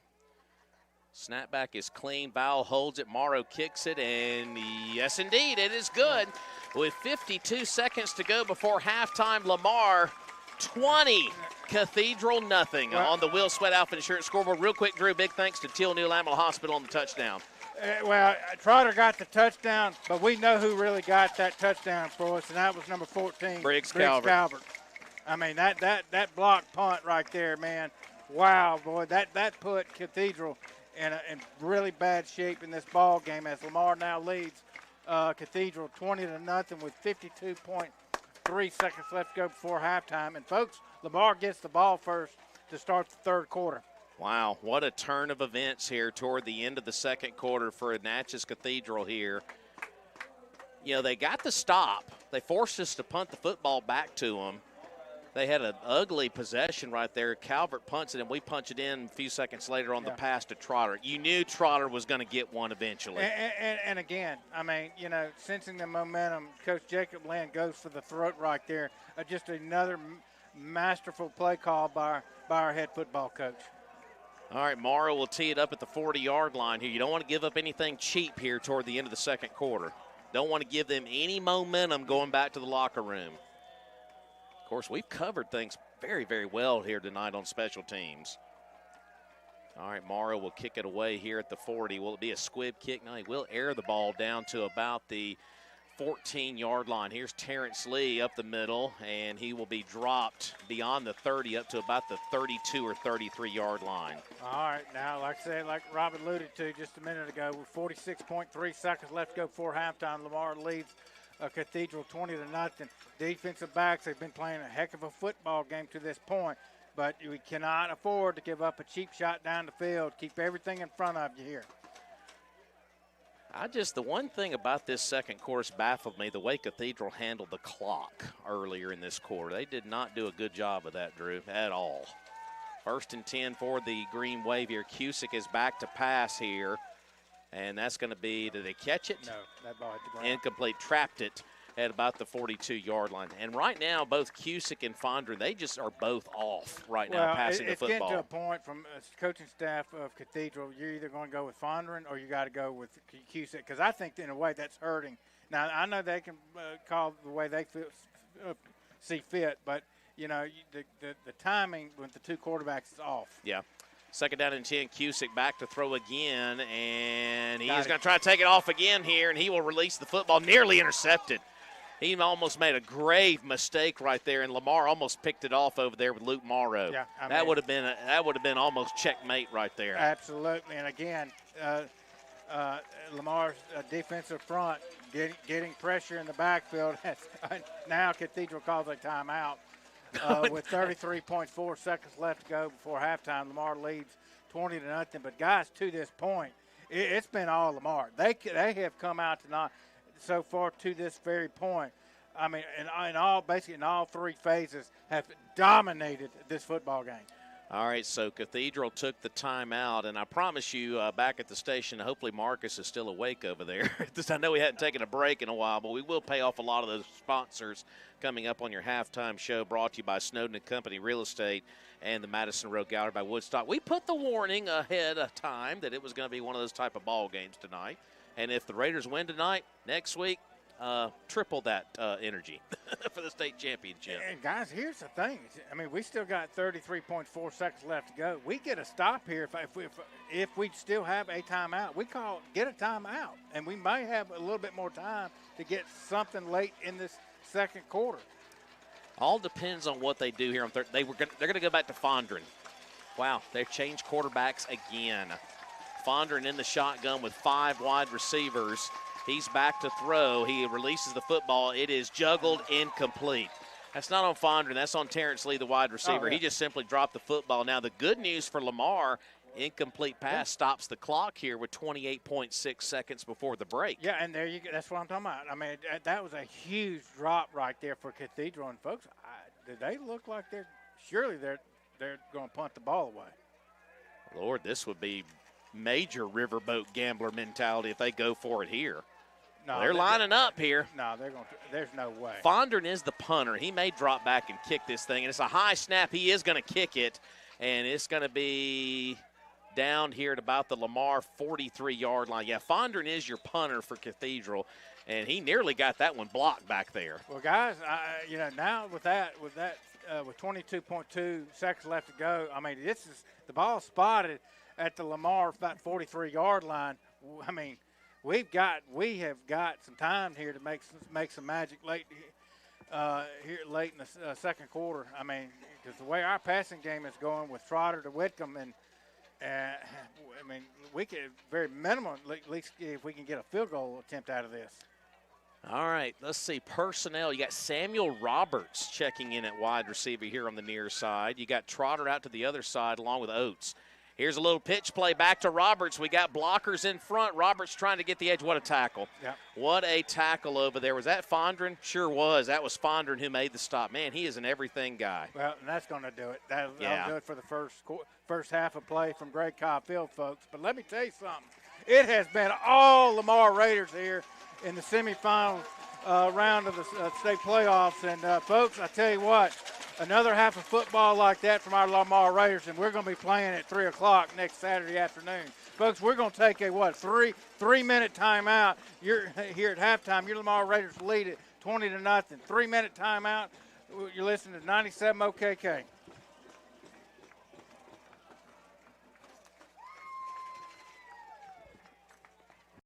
Big Guns Professional Cleaning Services, LLC. We provide service to businesses throughout the community from a wide range of industries. At Big Guns Professional Cleaning Services, LLC, we offer an easy, affordable option to keep your business's facility clean. We're a locally owned and operated commercial cleaning service, providing complete cleaning services on a weekly, bi-weekly, or monthly basis. Plus, Big Guns Professional Cleaning Services can cater services to suit your needs and budget.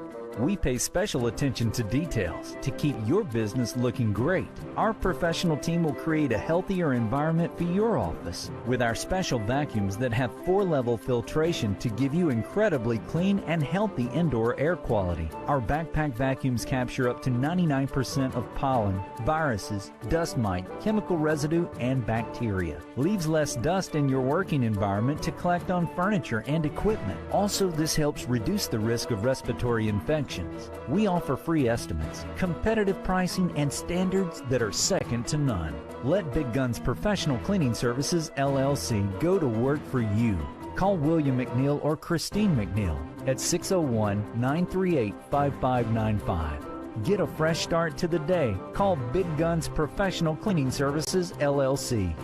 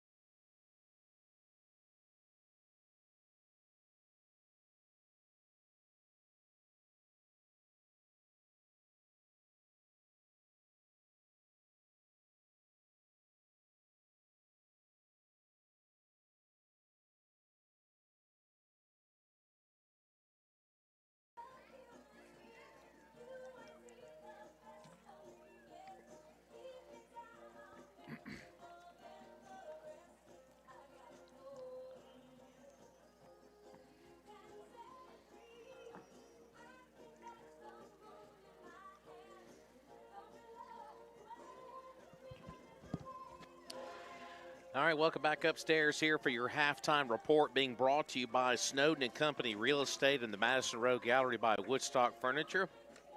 Brownies were on point here at halftime as well. Miss White has done it again. I mean, absolutely. We are so thankful for you, Miss White. Well, if you're gonna finish out the home schedule, why not go out in a big way with brownies here tonight? So. Man.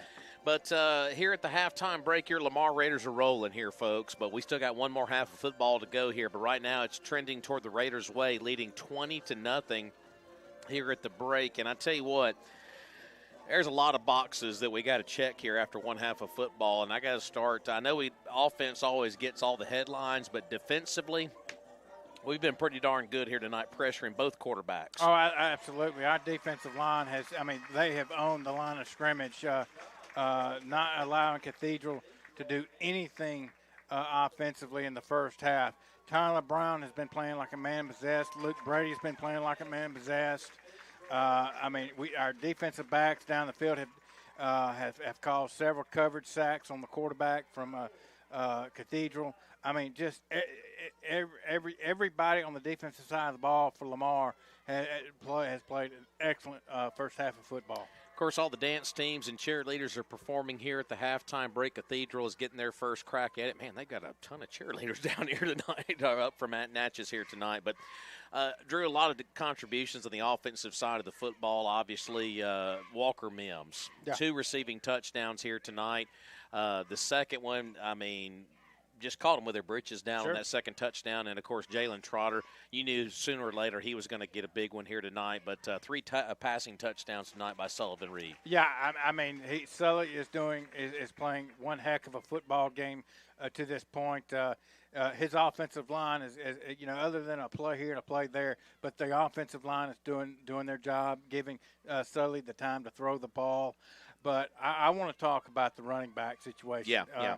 I think that Kari Towner, Ashton Jones, even the couple of times that Joe Morrow got the ball in the first half, all 3 running backs for Lamar are earning their meal money and then some here tonight. I think that they are hitting the holes extremely hard. We're getting into the second level of the Cathedral's defense. And I said during the pregame that if Lamar's going to win this game, the magic number of running the ball was 150 yards. Well, Robbie, I think we're well on the way of that. Absolutely. And, of course, folks, the winner of this ball game tonight will head over to the state championship ball game next Saturday afternoon at 3 o'clock on the campus of Mississippi College there, a place we're very familiar with throughout our many state championship runs. And, Drew, that ball game will be next Saturday at 3 o'clock. Winner of this game will face Brookhaven Academy or Silliman. And last update we got, Brookhaven was winning late in the second quarter,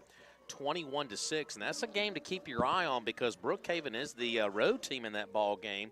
And Brookhaven went on the road and beat Simpson last week. So whoever it is going to be a tough opponent, but Brookhaven's a team you need to keep your eye on.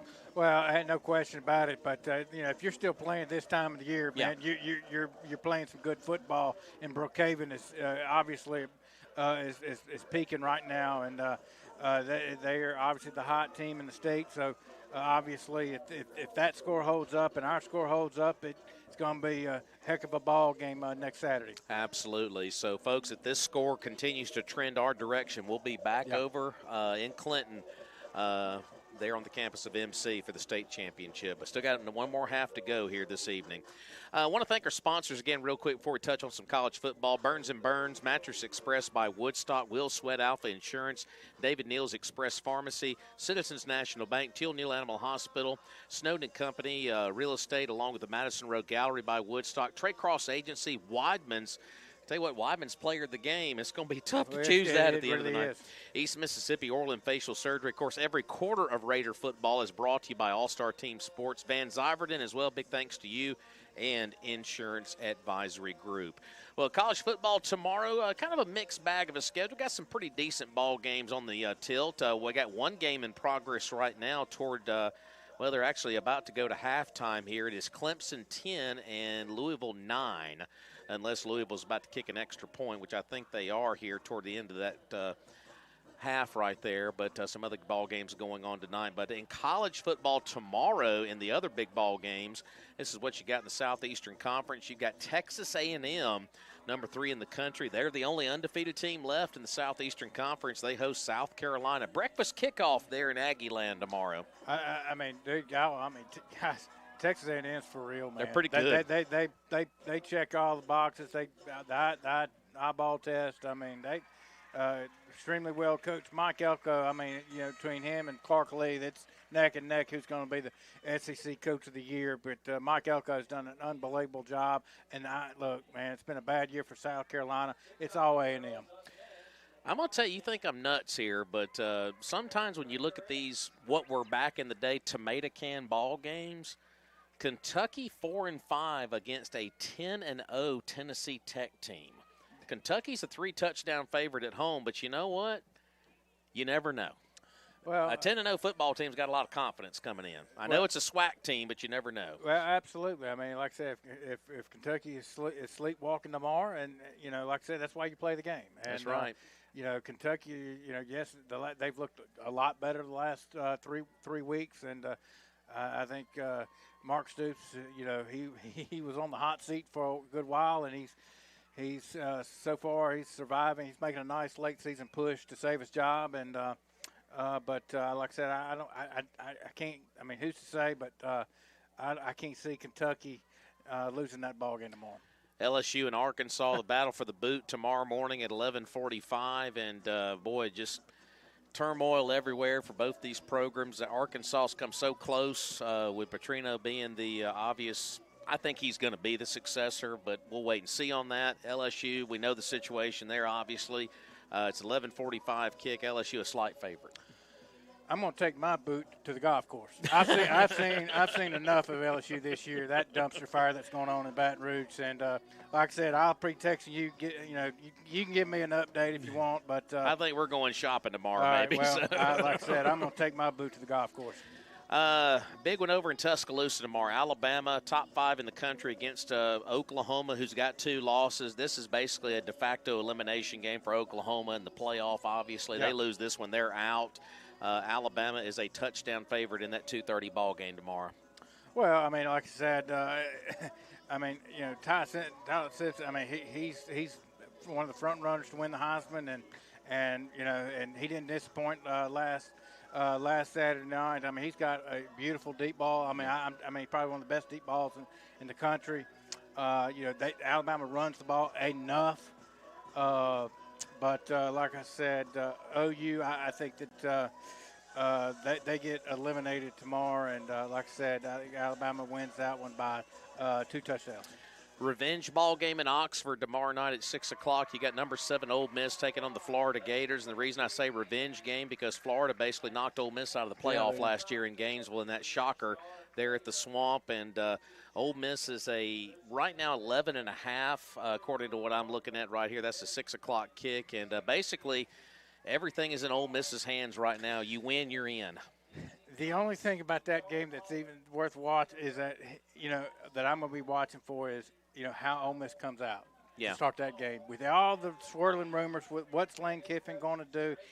Lane's got a $13.5 million contract extension that he hadn't signed that's been laying on the desk, from what I understand, for several weeks now. That we're aware of. Sure. But how I'm wondering, does Ole Miss overlook for whatever reason tomorrow? Florida, it'll be interesting. If Ole Miss shows up, the game's over somewhere in the second quarter. Texas and Georgia, a top 10 matchup. Texas has come off the mat.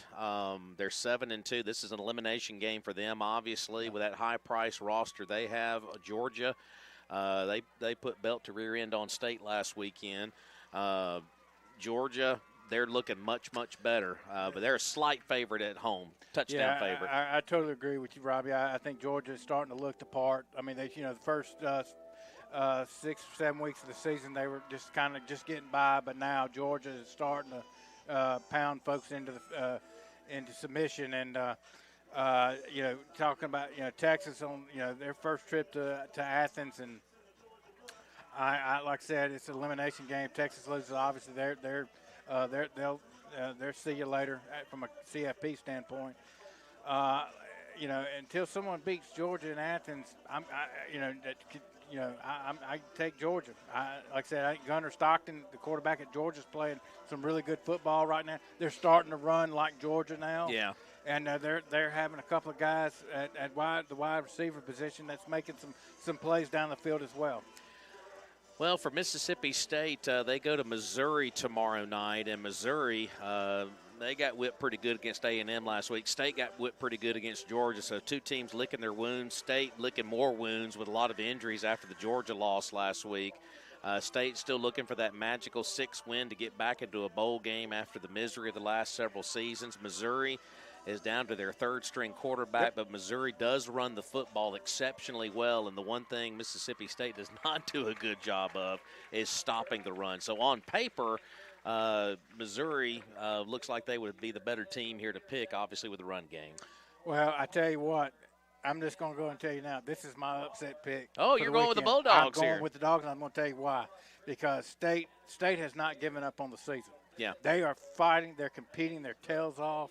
Your second-string quarterback is going to play a lot tomorrow. I'm just telling you now. I think Taylor needs to be the starter, but Taylor, he's going to be the difference maker because he's going to be able to run the ball using his legs. I think the defense is going to get enough stops. Look, Missouri's offense, dude, with that third-string quarterback he played last week against A&M. Look, A&M's made a lot of people look bad, but that quarterback, he's not ready. He's not ready. Well, and the thing about it is you got to look at this from the Mississippi State standpoint. If they can go in there and on paper get the de facto road victory in the SEC, and how about that? Would you have thought that at the beginning of the season? No. State could potentially get 2 road SEC victories at Missouri. But the reason I say this is such a big game for State, if you can go in there and get your 6th win, become bowl eligible, you go into the Egg Bowl loosey-goosey. You already got postseason aspirations. You go to a bowl game. That was kind of the goal at the beginning of the season. Ole Miss is going to have a lot of pressure on them to win that game and get in. So there's a lot on the line here in the next 2 or 3 weeks. You're absolutely right. But here's another thing: is it from a Missouri standpoint, their coach, he's been linked. He's been linked to LSU. I hear that Penn State's looking at him.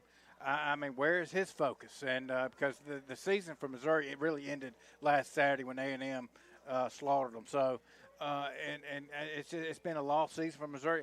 Is Missouri are they fully checked in tomorrow? That'll be interesting to see. And by the way, before we go to a commercial break, we're about to get the second half going here in just a few moments. How about the New Orleans Saints? Got a second win last week. I beat the Carolina Panthers 17-7. I think the Saints have found a pretty decent little quarterback there. I think they have. I think, like I said, I told you 2 weeks ago even though they lost the game, I was very impressed with what I saw when they played the Rams a couple weeks ago. Tyler Shaw's first start. Chuck.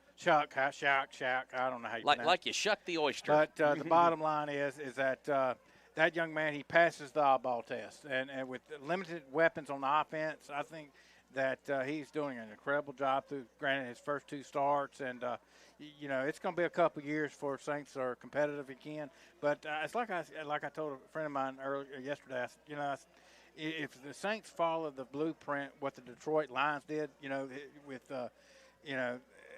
Campbell and that crew, just keep building, with the young talent that the Saints have, and get a player here, play there.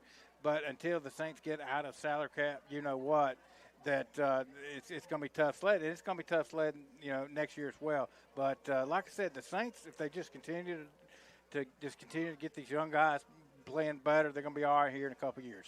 All right, we're going to take a 3-minute timeout back at the station. By the way, we do have a scoreboard update. If we want to pass this down to David White down the hallway here, Brookhaven Academy at halftime leads Silliman 28-6 at halftime. So we'll pass that down to David White so he can announce that to the PA here to the Lamar folks. We're going to take a 3-minute timeout. Raiders lead it here at the half, 20-0 over Cathedral. We'll return with the start of the third quarter after a 3-minute break here on 97 OKK. Big Guns Professional Cleaning Services, LLC. We provide service to businesses throughout the community from a wide range of industries. At Big Guns Professional Cleaning Services, LLC, we offer an easy, affordable option to keep your business's facility clean. We're a locally owned and operated commercial cleaning service, providing complete cleaning services on a weekly, bi-weekly, or monthly basis. Plus, Big Guns Professional Cleaning Services can cater services to suit your needs and budget.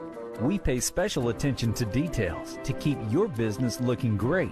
Our professional team will create a healthier environment for your office with our special vacuums that have 4-level filtration to give you incredibly clean and healthy indoor air quality. Our backpack vacuums capture up to 99% of pollen, viruses, dust mite, chemical residue, and bacteria. Leaves less dust in your working environment to collect on furniture and equipment. Also, this helps reduce the risk of respiratory infections.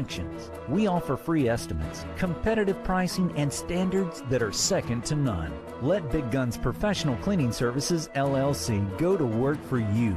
Call William McNeil or Christine McNeil at 601-938-5595. Get a fresh start to the day. Call Big Guns Professional Cleaning Services, LLC.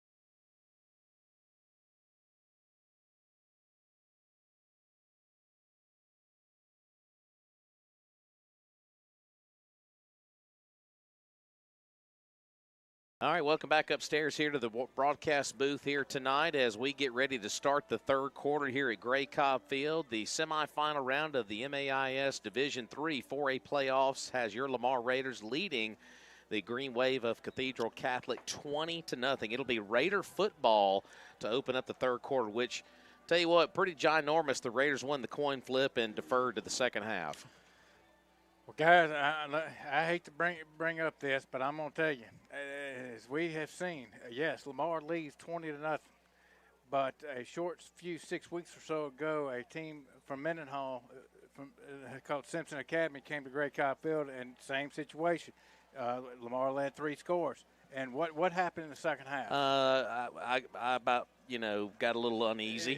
I was about to say something else, but I kept it PG. So. Yeah, so my point is that this game is far from over. I hope that Coach Jacob Land, because like I said, that game against Simpson, same scenario.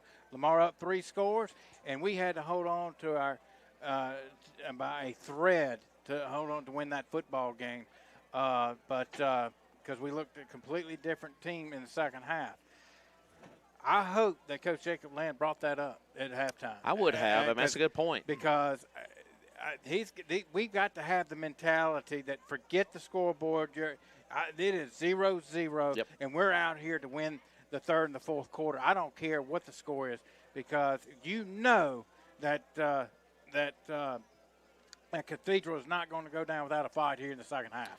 Once again, big thanks to Snowden & Company Real Estate and the Madison Road Gallery by Woodstock for helping us with our halftime report here tonight. And this upcoming quarter of Raider football is also powered by Jason and the staff down at All-Star Team Sports, as the Raiders will get the football here momentarily to open up the third quarter. And like we said, the last report we got at halftime, it was Brookhaven Academy 28, Silliman 6. That game is at Silliman tonight. The winner of this game will be matched up with the winner of that game next Saturday afternoon at 3 o'clock on the campus of Mississippi College there in Clinton. And Robinson Hale Stadium, boy, I was trying to think of the name of the stadium earlier, but I remember in a lot of pictures. But, yeah, we've been over there a handful of times. I think the last state championship we called there at MC was the big victory of Oak Forest when the Lamar defense just dadgum dominated them boys from Louisiana that day. So that was a well-called defensive game that day. Remember they had that big fullback. We stopped him. They had it like 1st and goal at the 2 or 3. And we stuffed 4 them. straight times. They had that. That's the goal. Gavin, they had this young fullback, Oak Forest. He was 6'4", all of 260. He was huge. And and man, dude, that was an unbelievable, one of the best defensive stands in Lamar history right there. And, of course, that was the season of the birth of Joseph Hutchinson into the program. Of course, Davis Harrison went down with the injury over at East Rankin, and Joseph came onto the scene, and he didn't look back, leading us to 3 straight state championships. Well, yeah, that last drive against East Rankin, the 92-yard, I think it was 92 yards on 8 plays with about 2. It was like, if I remember, my memory serves me, I want to say it was like 2.5 minutes left to go in the game. We had to have it. Yeah, and, of course, you beat Oak Forest there that night, and then the next season we moved the state championship side over to Jackson Academy. We win that overtime thriller against Simpson. And then, of course, the three-peat was wrapped up with another win against the boys from the pit, also there at Jackson Academy. The Lamar boys, we can talk. It's just great memories as we bring all that up. I remember the Mac Barnes and the coach from Simpson, the 62-55 game. Oh, we played down at Mendenhall, yeah. We could talk on and on and on. You talking about. We need to have like a booster club night where we just tell stories. Yeah. I think that'd be a lot of fun. So I'm gonna throw that in the suggestion box. Watching Mac Barnes and the coach Napier. Yes, Napier. That Mac Barnes and Napier go head-to-head from an offense. Dude, you talking about a game that was fun to be a part of. Well, folks, we could add more memories with this season as well. Let's add another one here tonight.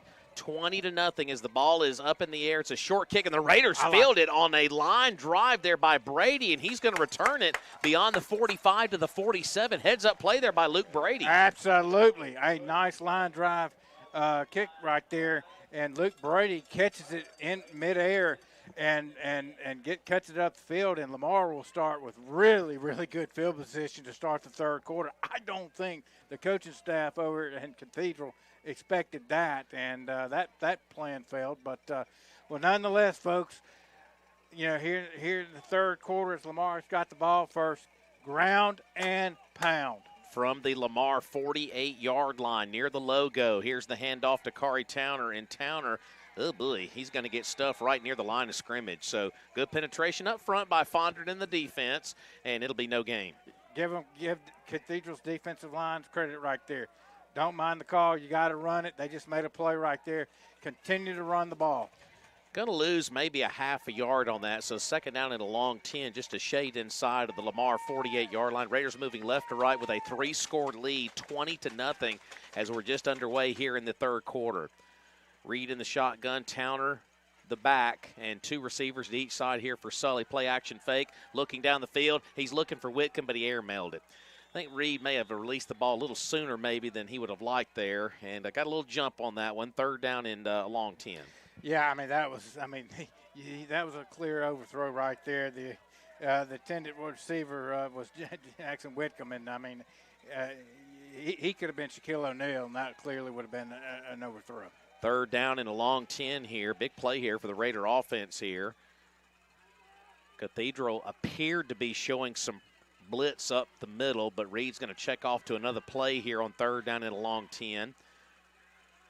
Oates in motion here to the near side. Play action fake across him. He's got Mims again. 30, 25, 20, 15, 10, 5. Touchdown, Lamar. Touchdown. Raiders, pick your britches up off the floor. 52 yards. Mims, 1, 2, and 3 touchdowns for Walker. Well, Walker's having a game of his life right now here tonight. And, it's his third touchdown. And, man, I am telling you, I couldn't be more happier for a young man in the state of Mississippi here tonight, man. Walker Mims just streaking up the left seam. Nobody picked him up, guys. Wow. All he had to do was catch it. Sometimes it's those players you don't expect. Yeah. Walker Mims. He is playing a heck of a football game. Snapback is clean. The kick is on the way, and the kick is good. Wow, folks, it took less than a minute, and the Raiders strike to open the third quarter. I said put foot to throat, and the Raiders lead it now 27-0. That touchdown brought to you by Till Neal Animal Hospital. A clear bust in the secondary right there from Silliman, because, there was nobody, and nobody within 20 yards of Walker right there. That was about as easy as a pitch and catch touchdown as you're going to have. I tell you what, my heart just gets a little warm there for Walker Mims. What a story he is. Yep. It's like a Hollywood script here tonight, folks. Yep. A year ago, with everything he battled with his cancer diagnosis, he beat cancer in his rear end, and he's putting foot to throat here tonight on the football field with 3 receiving touches. What a story. What a story for Walker. And guys, he's a sophomore. I know. And you got another Mims coming behind him, Maddox. And we just getting started. Yeah. 27-0 as Morrow's going to kick this one away, and Cathedral's trying to find a spark here on the return by Terrence Lee beyond the 20 to the 25, and he's going to be dropped at about the 29-yard line. So Lamar, right out of the locker room, strikes on a 52-yard pass from Sully Reed to Walker Mims, 27-0, and the clock is still going here with 10:45 for some reason. We're not in the in that area where it should be a clock game yet, are we? Well, like I said, I'm kind of shocked, but like I said, nobody's picked up on it. Okay, they stopped it finally. Well, the official bled some seconds off. I don't think anybody's going to argue on it. So 1st and 10. Now the question is, where do you go at quarterback if you're Cathedral? I was getting ready to say, I'll be shocked if we don't see Cusick a lot here in the second half. Fondren. It's going to be a jet sweep here on the pitch, and they're going to get beyond the 30 up to about the 34 as Tyler Brown and company come down there to nail him along with Slack and Willis. And that's going to be a pickup there by number 8 there. I missed his name there. That's Chase Gambry, and that's going to be a pickup of 7. Well, that's a great play right there. Okay, yeah, whatever. But here's the thing. You're down 4 scores. you got to start, having some chunk plays down the field. You run the ball. You're leaking some time. You're doing Lamar a favor. 5 wide receivers. They're going to fake that jet sweep. Fondren will get tattooed right near the line of scrimmage, but his forward progress will mark him down just beyond the 35. So it'll bring up 3rd down and about 2. Yeah, I mean, they tried to run right up the middle right there, and it just not much was there. I mean, it just a nice defensive tackle right there by Lamar, and we got a 3rd down and 2 coming up. Folks, Lamar leads Cathedral 27-0 with 9:35 left to go here in the 3rd quarter. All right, Fondren, and like I said, they're going all the way to the far sideline to get a play, and clock is not on their side. Score's not on their side either, obviously. Just poor clock management continues. Fondren takes the high snap, and he's going to run the football, and I think he's got enough. Yeah, I think the forward progress, it's going to be close, though. The way they come in and spot this thing near the 38, we'll have to wait here. Stadium got really quiet for the first time tonight. They dropped the football. This is going to be a little closer than I thought here. Boy, that's not a very good spot for Cathedral. This may be a 4th down in inches. They're not even measuring it. It's 4th down. They're saying his knee must have come down. Nope, they're moving the chains. 1st down. Okay. Right. They did get the 1st down. I was about to say it appeared up here. He had the 1st down. Well, as we said, our officials from District 2 in the Delta have been a little hesitant on some of this here tonight. And if you're Cathedral, you're just nonchalant out here. I mean, just kind of like you've got till tomorrow to get back in this game. They're just killing time away. Yeah, you got to get get some pace going here. Yeah. You got to get some tempo. I mean, but hey, that's on them, not us. So 1st down and 10 for Fondren in the offense. He's back to throw, and he's going to release the football down the field, and that's going to be complete. Best throw and catch of the night by far, down to Terrence Lee, all the way down to the Lamar. We're going to call it near the 40-yard line.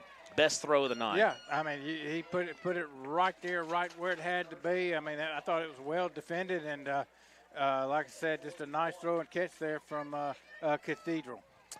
They're going to mark it just shy of the Lamar 40-yard line. Raiders 27, Cathedral nothing on the Will Sweat Alpha Insurance scoreboard as we approach 8 minutes remaining here in the 3rd quarter.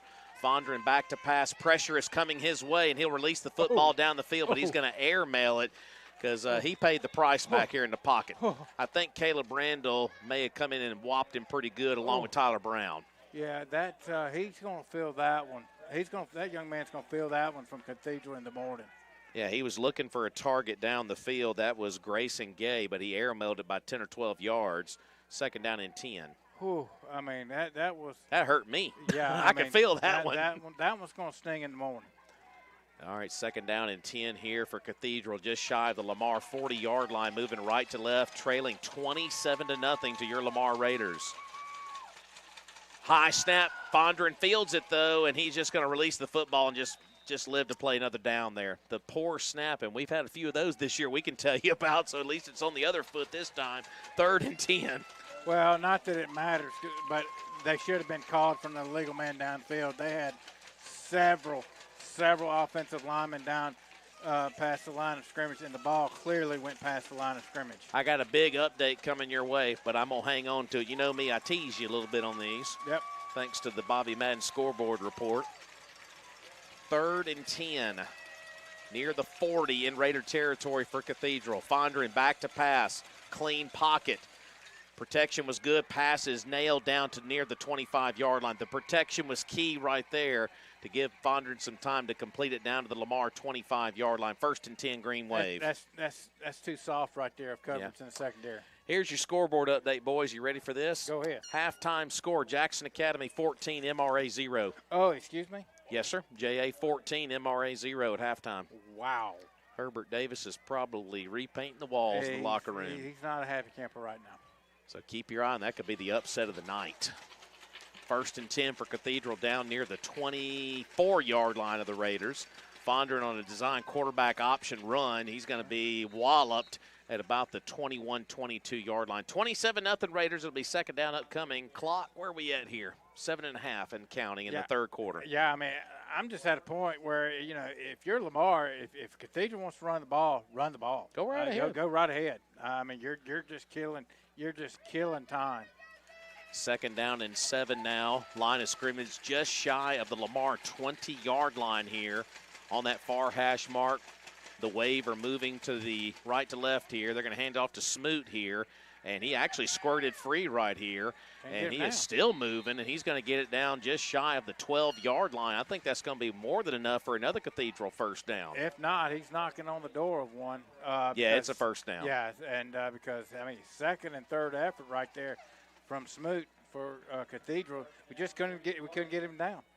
1st and 10 here for the Green Wave as they are in the red zone for the first time here this evening. They're around the 12 to 13-yard line here for Fondren. Fondren design quarterback run. This time he's not going anywhere. Brown, what can Brown do for you? He's there again. Tyler Brown is going to gobble him up for maybe no gain on the play. Once again, Drew, I'm going to say it again. Yeah.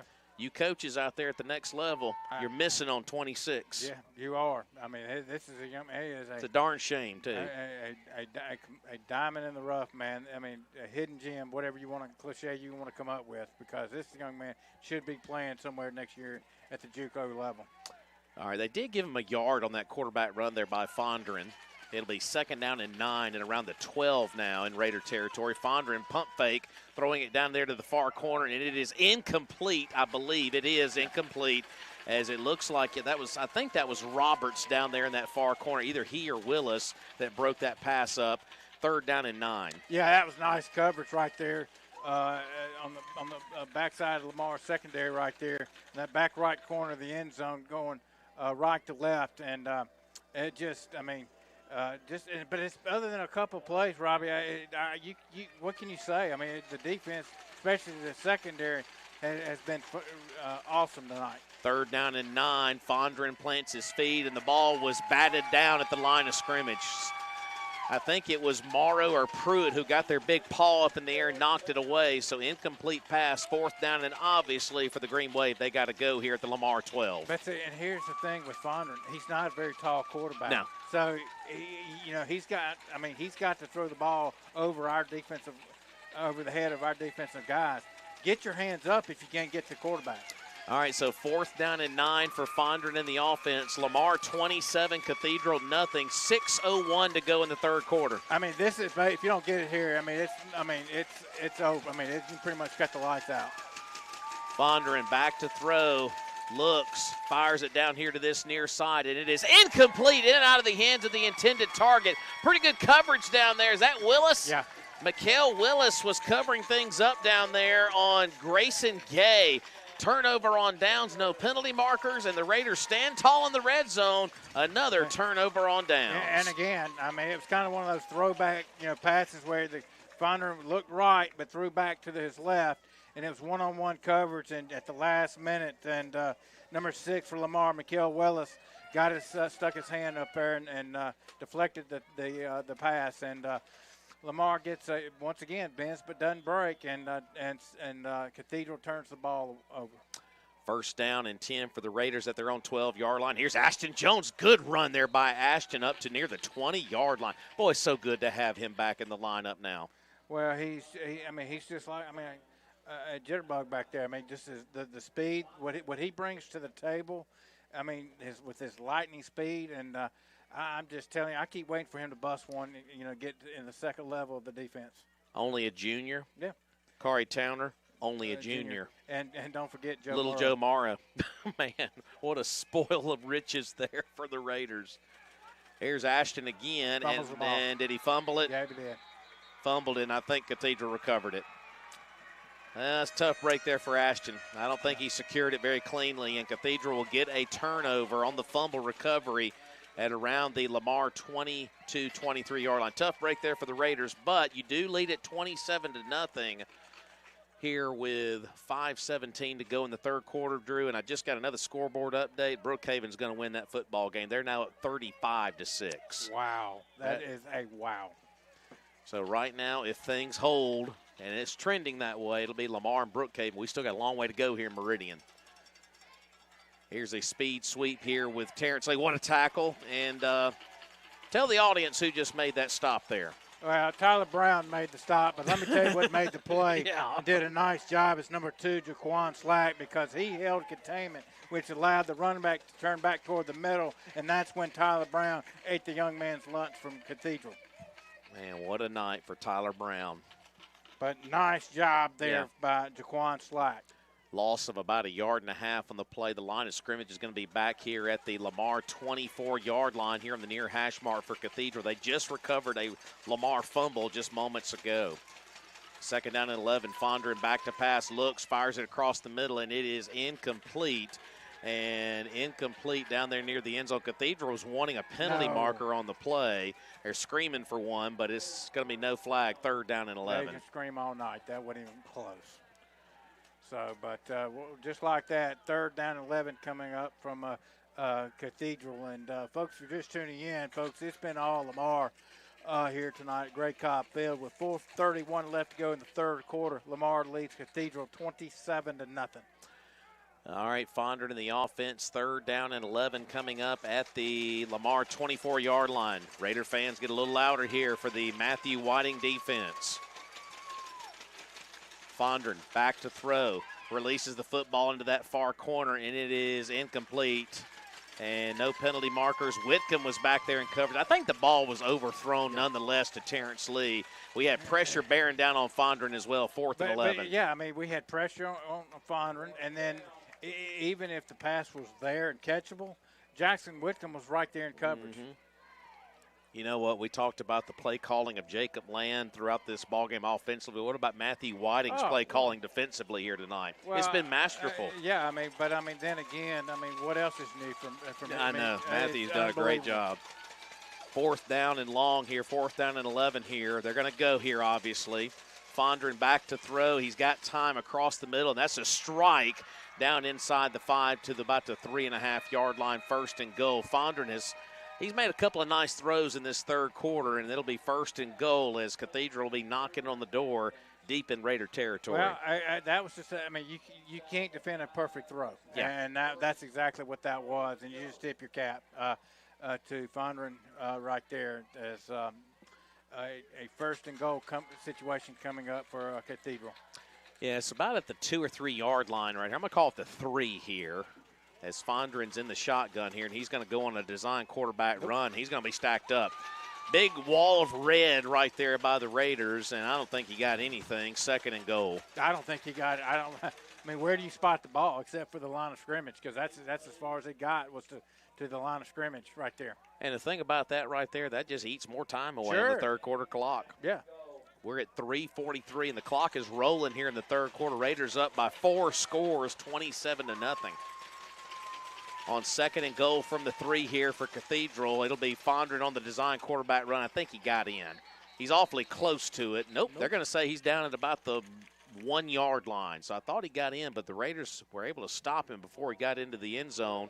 So it'll be 3rd down and goal from around the 1. Yeah, I thought he had, like I said, he had gotten down enough. He had squeezed through on the right side, but we stood him up right at the 1 yard line and pushed him back. 3rd down and goal from about the 1.5 here for Fondren and the Cathedral offense. Raider fans get a little bit louder right here. Fondren takes the snap, hands it off. Actually, it's going to be a fake. No. It's going to be a stop. What a tackle there by Luke Morrow at the 1 yard line. He tattooed Fondren at the 1. 4th down and goal. They may get it, but by God, we're making them earn it. You darn right we are. I mean, what a heck of it so far, a defensive stand right here. It's like we had a 1st and goal at the 2, and we got a 4th and goal coming up from the 1. Raider fans get a little bit louder right here on 4th and goal. Right at the 1 yard line for Fondren in the offense. They've tried to run it 3 times, but the Raiders have denied them. On 4th down and goal at the 1. Fondren's going to go under center here, or at least appears to be. He's going to go under center. There's a push. No. And I think the Raiders built a wall. They stopped him at the 1. They stopped him at the 1. He didn't get in. The Raiders stuffed him at the 1 yard line. Morrow, Brown, and company stop him at the goal line. No. What a stand. That may be checkmate here tonight. Wow, what a stop. Wow, that is a wow. I mean, he wasn't even close to getting in. I mean, as soon as they snapped the ball, that defensive line for Lamar it seemed like they were already in the backfield. Wow. What a stand right there by the Raider defense to make this Still a 27-0 ball game here, folks, with 2:04 to go here in the third quarter. And I've got yet another score update coming from Scoreboard Central that you want to hear. But first, this first down play from the one. The Raiders just going to try to run the ball. We got a penalty marker down here brought to you by Citizens National Bank. So let's check on the laundry here as the Raiders got out to near the 5 here. But what do we got? Yeah, I mean, apparently we might have got where the flag is thrown. It wouldn't be surprised it's a hold here. Wait, what? No, that's not a sideline warning. No. That's aiding the quarterback. Yeah, you can't. Yeah, it's aiding the quarterback right there. You can't aid the quarterback on a push. There is a rule in high school football you can't aid the quarterback, so that's what that was. I know David White announced a sideline warning. That's aiding the quarterback. So, okay. So half the distance of the goal, maybe an inch or two back, and it'll be first down and just over 10. Drew, 3:33 left in the third quarter. JA 21, MRA 0. That's the score of the night right there. That's the shocker of the night.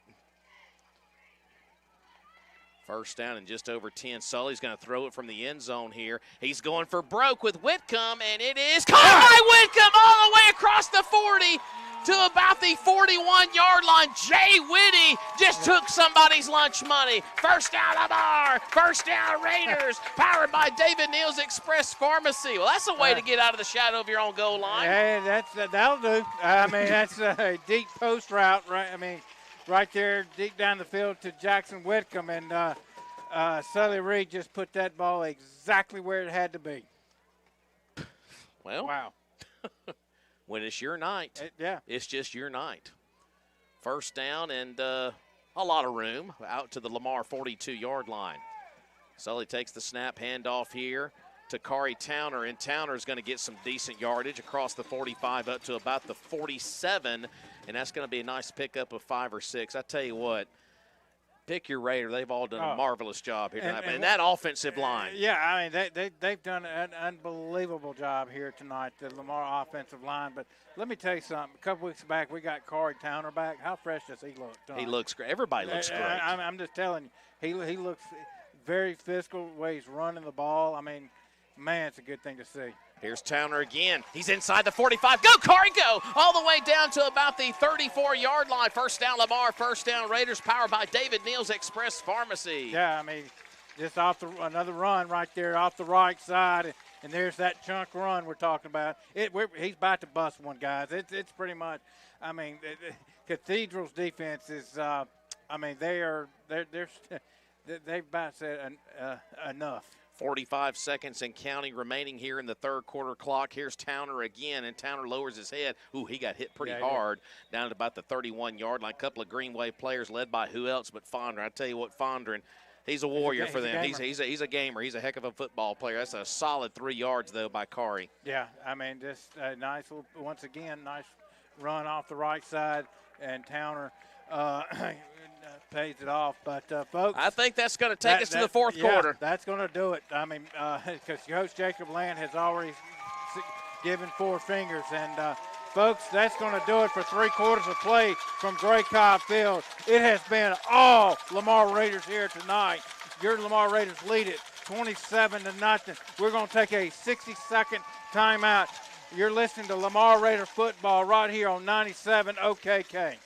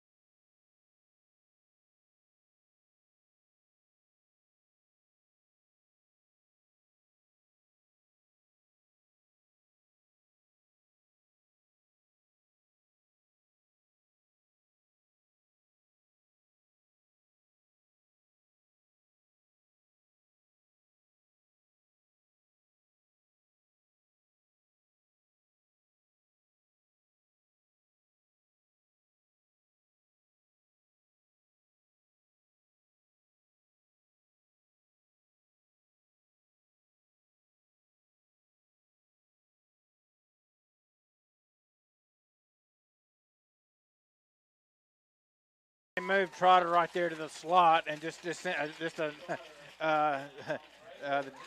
corner right there, I think, got scared right there when they made that move. And that was just a simple 5-yard curl right there. Easy throw and catch. And, I mean, that was an easy first down pickup. Towner in the backfield on first down at about the Cathedral 22-yard line here. Hand off to Kari. Kari, nice run. He's inside the 15 all the way down to about the 7 or 8 yard line. First down, Lamar. First down, Raiders, powered by David Neal's Express Pharmacy. That's why you run the ball. That's why you run the football. I mean, these runs are now, if you notice in the second half, these runs are 8, 9, 10, 11 yards. I mean, this is why you run the ball like you did in the first half. Brilliant. You know what? I keep handing it off to Kari Towner until he scores right here. You're darn right. Towner will be the back here. You got an extra blocker on that edge over there with Brady along with Mims there at tight end on the far side of the line there. There's the handoff to Towner, and Towner is going to bust free. Go, Corey, go! Touchdown, Lamar! Touchdown, Raiders! Check and mate, Raiders. When your defensive line is tired, like Cathedral is right now, you're able to break tackles, and that's what Kari was able to do right there, because the defensive front from Cathedral, they basically said no mas. I mean, that drive right there, just they basically we're done. Wow.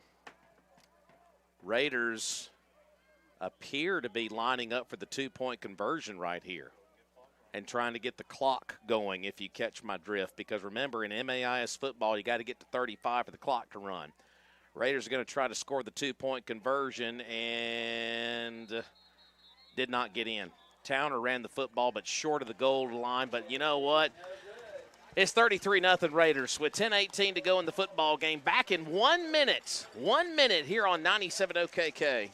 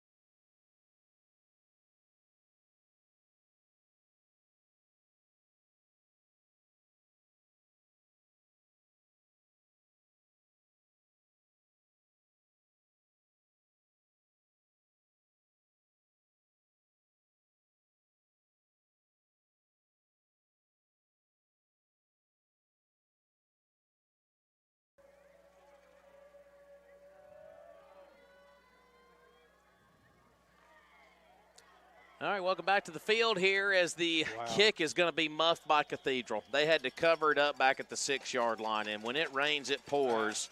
And 33-0 Raiders. The game's academic, but Cathedral just another muffed kick. They just that little short kick they've not been able to pick up all night. So well, the upset of the night right now. We just got another update during the commercial break. Jackson Academy 28, MRA nothing.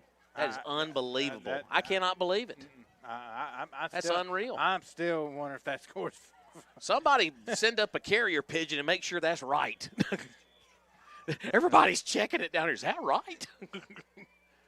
MRA was hands down, I think, the best team in the state of Mississippi this year. Also got another scoreboard update from Scoreboard Central tonight as Fondren's going to throw from the end zone, and that is incomplete. Air mailed it over there. It's going to be Brookhaven. Into the third quarter, basically, Brookhaven 42-14. So it's going to be Brookhaven and Lamar. Yeah, like I said, that's wow. I mean, it's I'm not surprised that Brookhaven I'm not either. Win it, but the way they won it. Yeah. Second down and 10 here for Cathedral, back at around somewhere in the neighborhood of the 5-yard line after the muffed kickoff there. Yeah, Coach Madden says he's watching it right now. So I think everybody's baffled. Unbelievable. Fondren's going to try to run the football to the far side there and didn't get a whole lot of anything. Well, he got some yardage, about 2 or 3 at most, and it'll bring up a third down. I can't even imagine what Coach Hubert Davis is probably beside himself. Folks, this is a team that beat one of the powerhouses in Louisiana earlier this year. They only lost one football game all year. That was to a team out of Tennessee.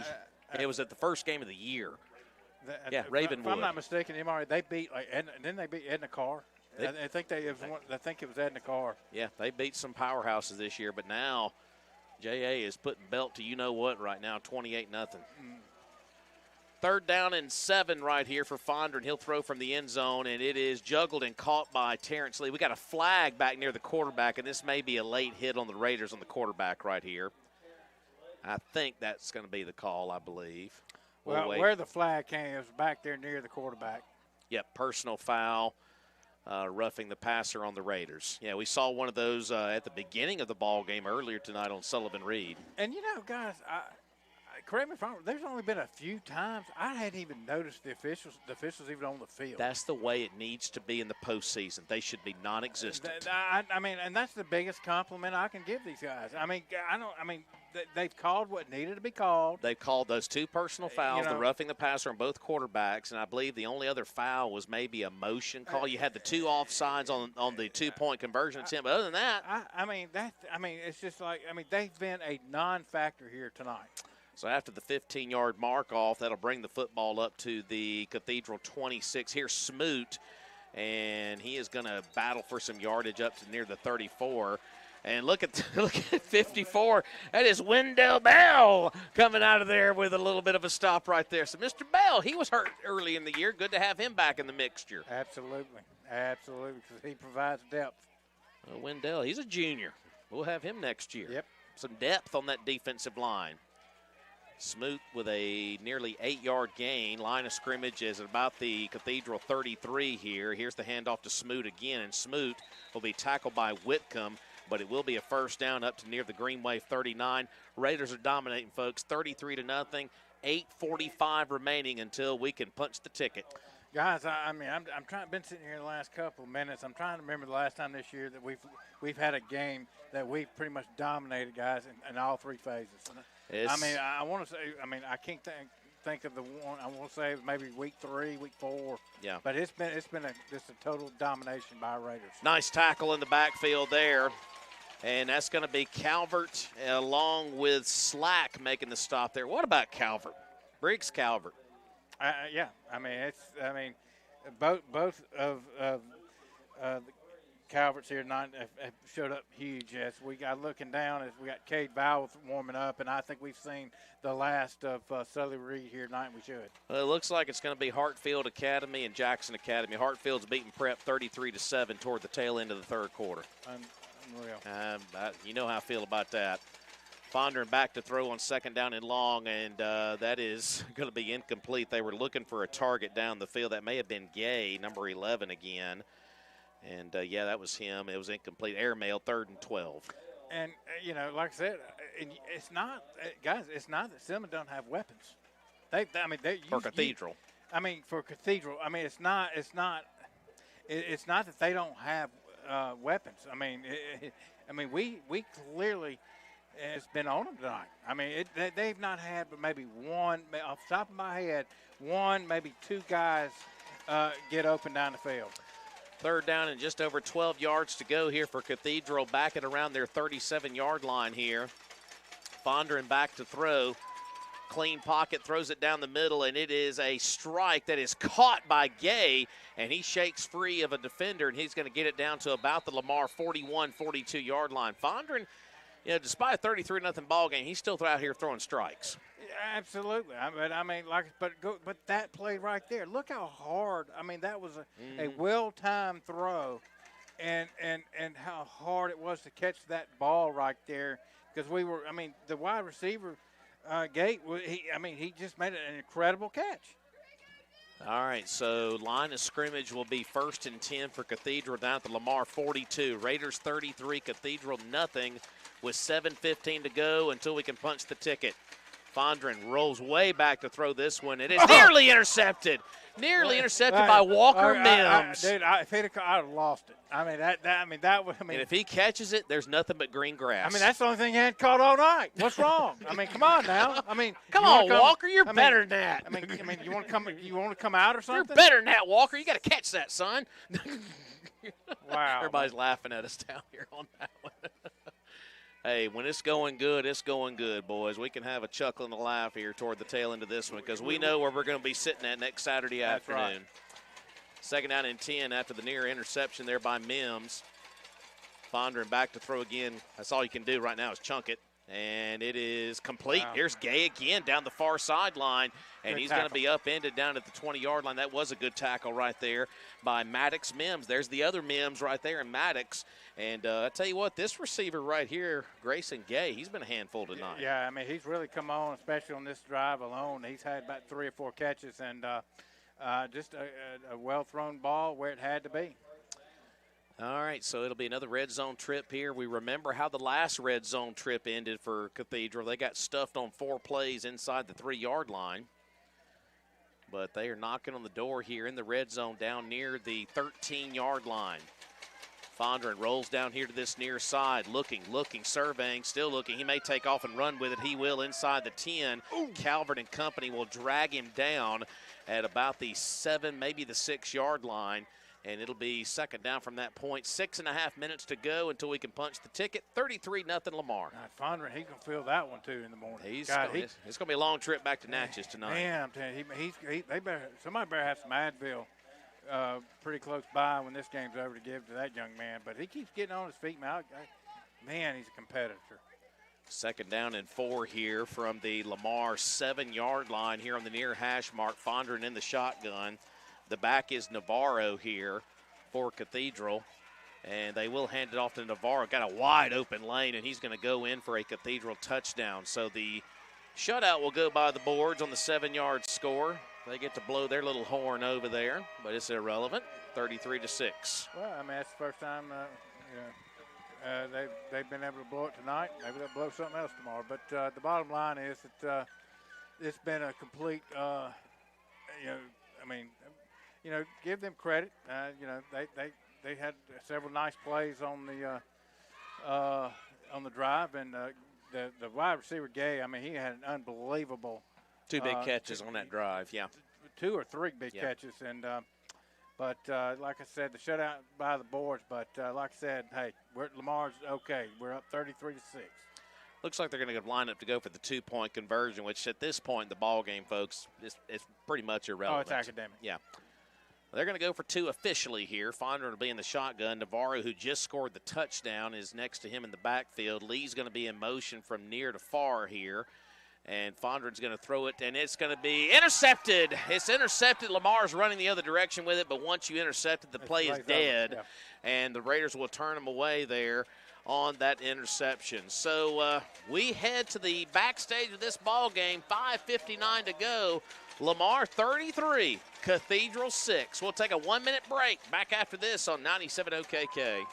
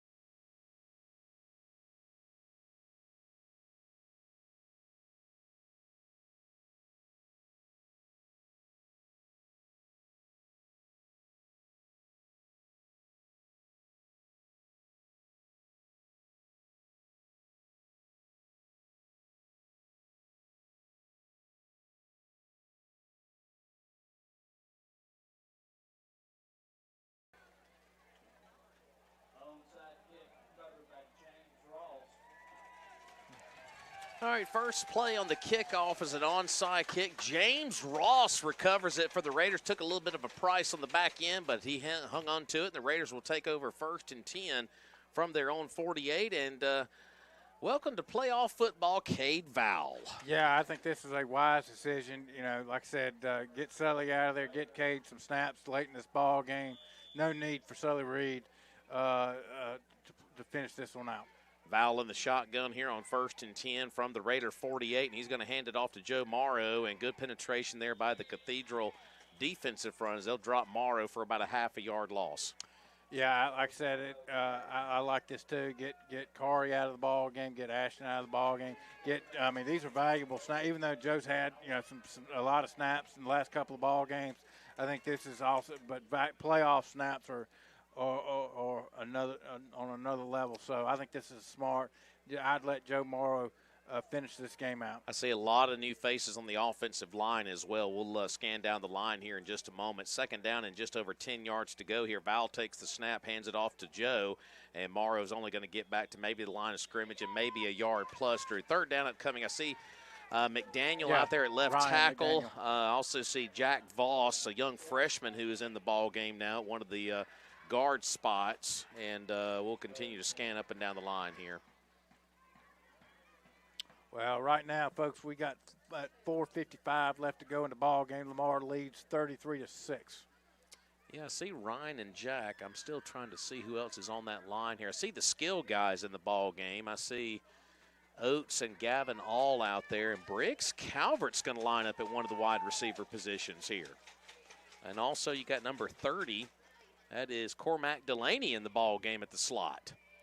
Vowell back to throw, and he's going to complete this here to Gavin All, and here goes All inside the 45-40. Here goes Gavin. He's gone. 30, 25, 20, 15, 10. Oh, he's going to go. Touchdown, Lamar. Touchdown, Raiders. Cade Vowell throws a passing touchdown in the playoffs.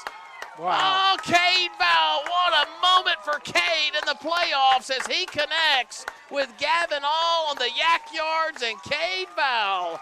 Well, what a moment. Yeah, that's like I said, it was just one of those little short screen passes right there from Cade Vowell to Gavin All, and I'm happy for Gavin All as well. Big happy because he's been injury prone all season long, and I'm glad to see him out there and doing something productive. Outstanding. Cade Vowell. That's just the cherry on top of this here tonight. That's special. A lot of special moments here tonight. Like I said, yeah, I absolutely. But man, Gavin All, what could have been with him? Because he's been injured a lot. Snapback is good. Logan Cross going to kick this extra point, and it is money. So Logan gets in on the mix here with 4:19 to go in the ball game, and the Raiders 40 and Cathedral 6. We'll take another timeout, quick 30-second break, and we'll be back with the wrap-up of this ball game next here on 97.0. Big Guns Professional Cleaning Services, LLC. We provide service to businesses throughout the community from a wide range of industries. At Big Guns Professional Cleaning Services, LLC, we offer an easy, affordable option to keep your business's facility clean. We're a locally owned and operated commercial cleaning service, providing complete cleaning services on a weekly, bi-weekly, or monthly basis. Plus, Big Guns Professional Cleaning Services can cater services to suit your needs and budget.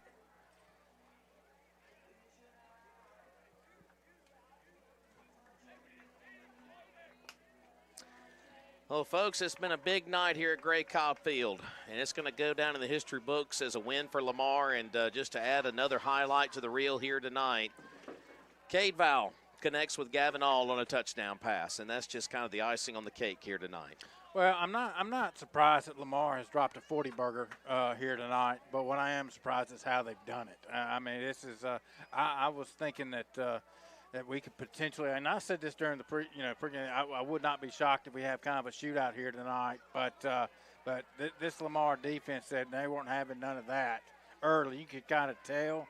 And then the offense, man, they've been just on a complete another level here tonight. And I think the bye week last week, y'all, it just did us wonders. All right. looks like Cross will be kicking this one away. So, folks, we'll be in Clinton next Saturday afternoon. Make plans, be there, pack that place in, and let's make it loud for our Lamar Raiders. This Cathedral having to go all the way back to the goal line. Of course, when it goes into the end zone, that's an automatic touchback. So the Cathedral Green Wave will bring it out to the 20-yard line. Wow, 40-6, 4 minutes to go. It's like I said, we set the tone right off the bat because we've owned the line of scrimmage tonight. I mean, it wasn't even close. But you see, we have all the pieces back in place. Mm-hmm. The offensive line is back healthy again. Mm-hmm. That's made a difference. The running back room is the deepest it's been since week 1, week 2. And now with the addition of Joe Morrow in the mix, it's even deeper. Defensively, we've done everything we can here tonight and then some to just put them on their rear end. Mm-hmm. I mean, it's just everything.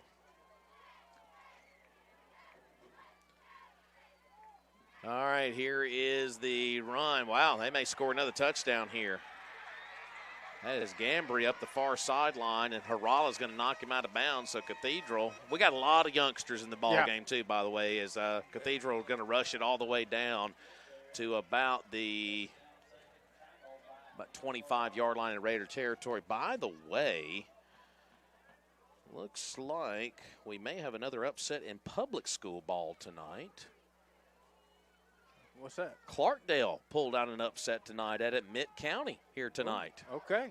That's what I'm getting the information. I don't have a final. 12-8 to advance to the third round. Good for Clarkdale. So Clarkdale, the Bulldogs, not a lot of playoff history in that program. Big one there tonight. Here's Smoot on the handoff, and he'll be upended about the 20-yard line. This one is pretty much academic. It's just the only dramatic thing left is, the celebration and what the final score is going to be. Sure. I mean, and like I said, I really truly believe this, that, we took the will away from Cathedral in the second quarter. Just the way that we were able to run the ball, and because, that just opened up so many things. Fondren back to throw across the middle, and it's nearly intercepted. It was almost picked off there by Pace Perrette. Pace nearly got him a pick. So Pace nearly got him an interception. Like I said, we've got a lot of youngsters in the ball game right now. And I like this. Get the youngsters in there and play all football. Absolutely. These are so valuable reps for these young guys. All right, after the incompletion, it'll be 3rd down and 6, just inside the Lamar 20-yard line. 40-6. Raiders with 3.5 to go in the ball game. All right, Fondren back to throw. He's going to complete this on an attempted screen. What a tackle right there. What a tackle by Maddox Mims. You thought Big Brother was good. Little Brother's pretty darn good himself. Absolutely a great open field tackle right there by number 13, Maddox Mims. You're not going to be able to wipe the smile off John Morgan's face tonight. Oh, my God. What a proud Papa moment tonight. I can't wait to talk to him here in a few minutes. 4th down, they'll go, obviously, here at the Raider 21-yard line. Boy, it'd be good for the youngsters to get a stop right here on 4th down. Awesome. 4th down, about 8 yards to go, 7 or 8 yards from the Raider 20-yard line. Fondren rolling back to pass. Not much pressure coming on him. He'll throw it down the middle of the field, and it is incomplete. They trapped it in the end zone there with Wimberly. So, hey, the youngsters do get a stop right there. Turnover on downs by some of the youngins. And now the Raiders will take it over on downs here, 1st and 10. So Cade Vowell and the troops will come back out here with 2:41 to go in the ballgame, folks. Nothing wrong with Sully Reed. He's just – the score is what it is, and he's just resting up for next week. Absolutely. A very smart decision. And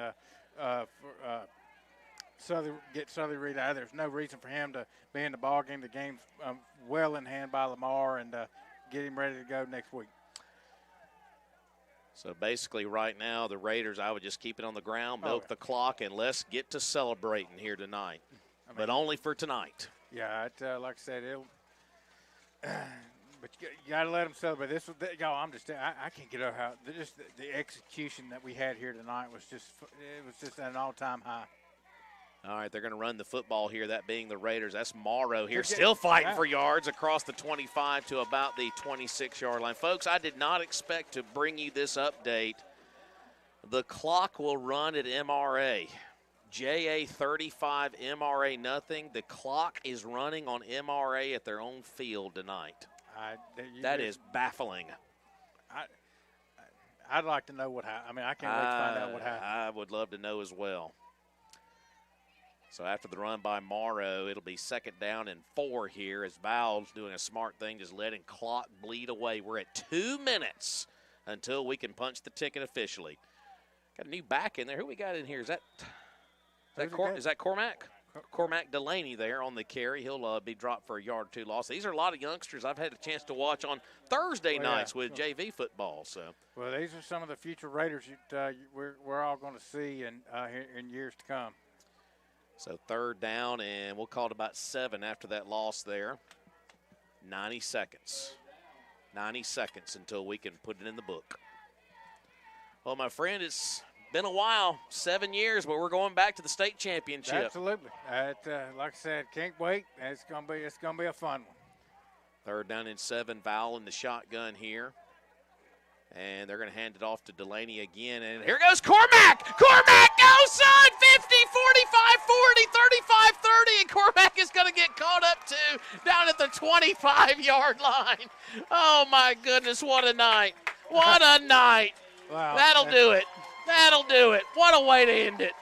Yep, that's like I said, I mean, the youngsters made a nice defensive stand down here, and then the youngsters are going to put the icing on the cake here tonight. A few kneel downs should do it with 1:02 to go in the ball game. Probably 1 knee, 2 at most.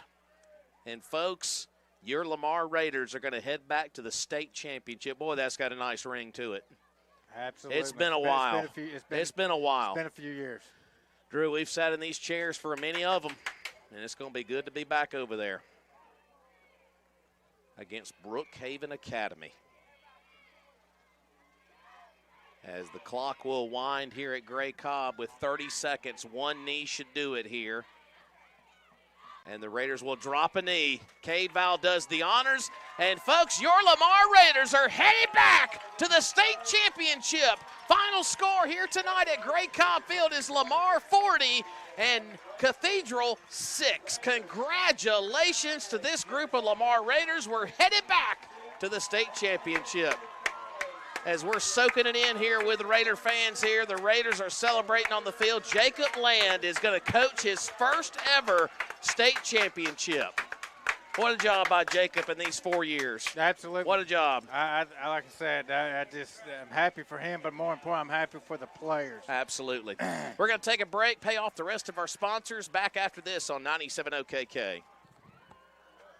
Big Guns Professional Cleaning Services, LLC. We provide service to businesses throughout the community from a wide range of industries. At Big Guns Professional Cleaning Services, LLC, we offer an easy, affordable option to keep your business's facility clean. We're a locally owned and operated commercial cleaning service, providing complete cleaning services on a weekly, bi-weekly, or monthly basis. Plus, Big Guns Professional Cleaning Services can cater services to suit your needs and budget. We pay special attention to details to keep your business looking great. Our professional team will create a healthier environment for your office with our special vacuums that have 4-level filtration to give you incredibly clean and healthy indoor air quality. Our backpack vacuums capture up to 99% of pollen, viruses, dust mite, chemical residue, and bacteria. Leaves less dust in your working environment to collect on furniture and equipment. Also, this helps reduce the risk of respiratory infections. We offer free estimates, competitive pricing, and standards that are second to none. Let Big Guns Professional Cleaning Services, LLC go to work for you. Call William McNeil or Christine McNeil. Lamar Raiders will be competing for the state championship next Saturday at 3 o'clock over in Jackson as they have blew out the Cathedral 40-6 here tonight in a game that in all 3 phases, Robbie, it was all Lamar. You know, Drew, I get a little tender-hearted here when you get to this point in the season because, you know, we I say this every time we get to this point, and we were trying to total this up during our little time out there, Drew. I think my math is right. Us as a broadcasting group, in over 20 years together, this is going to be our 10th state championship to call between our two visits between Meridian High School and Lamar. And, boy, what a pleasure to call this one here tonight, as Lamar did it in emphatic fashion. And I tell you what, I cannot be more prouder of this group of Lamar Raiders. And you know what? For you naysayers out there, I'm gonna take a moment here, and I think a lot of Lamar folks will agree with me. Division I, Division II, Division III, doesn't matter. You're going to go play for a state championship. That's the way they drew up the format. You can like it or love it or hate it. The Lamar Raiders are going to be a part of the dance. They're playing for a state championship next week. I don't care what you say about it. They're a part of it. These kids don't give one rat's you-know-what about all that junk. The bottom line is this Lamar Raider football team is peaking at the right time. Obviously, it helped that we all are healthy again. And, we battled a lot of injuries toward the latter part of the year with the lack of numbers that we have. But Coach Jacob Land and staff, they did a phenomenal job with this group down the stretch. And now that we're healthy, watch out. You know, Drew, they always talk about the coach that follows the legend. Mm-hmm. It's tough shoes to fill. I don't care where you're at. You see what Kalen DeBoer is trying to do at Alabama, following Nick Saban and the legendary status he has. We know the status Mac Barnes has here at Lamar. Legend. He has built this program to what it is. It took a hit. It took a small hit. We were in some tough times there. But Jacob Landon, his 4 season, usually they say about year 3, year 4 is kind of your window where you want to be. And Coach Jacob Landon, this staff has gotten us back to the promised land, state championship. Here we come. And, Jacob, big thumbs up from us here tonight. Good job by him and the staff as well. I know it's about the players, but I would just want to give credit where credit's due. No doubt. I mean, it's like I said, the job that Coach Jacob Landon, in fact, I would argue to say this maybe one of his best coaching games since he's been at Lamar. Did a phenomenal job and everything, but I want to talk about. I mean, the players, not plays, and the players made phenomenal plays here tonight, and it started early on by running the ball. I thought Corey Towner set the tone right off the bat with his physical running. I thought the offensive line. I mean, they just absolutely dominated the defensive line from Cathedral, created hole after hole. We had talked about in the pregame, my magic number running the ball was around 150 yards. But, folks, we were over 200 here tonight. Yeah, absolutely. I mean, I don't have the final stats in front of me. Gavin will give them to me later tonight.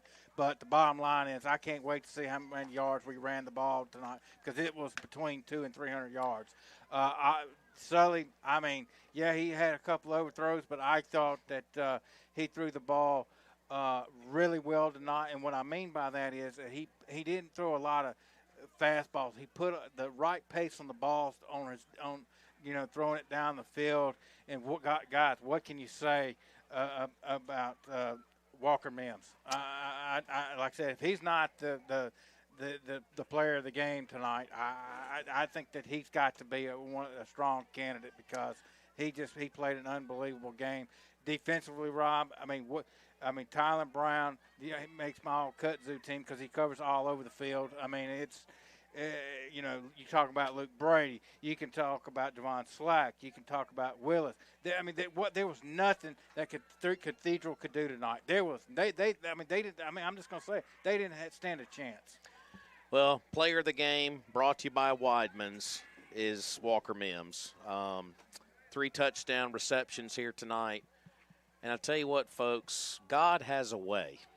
God has a way of showing out.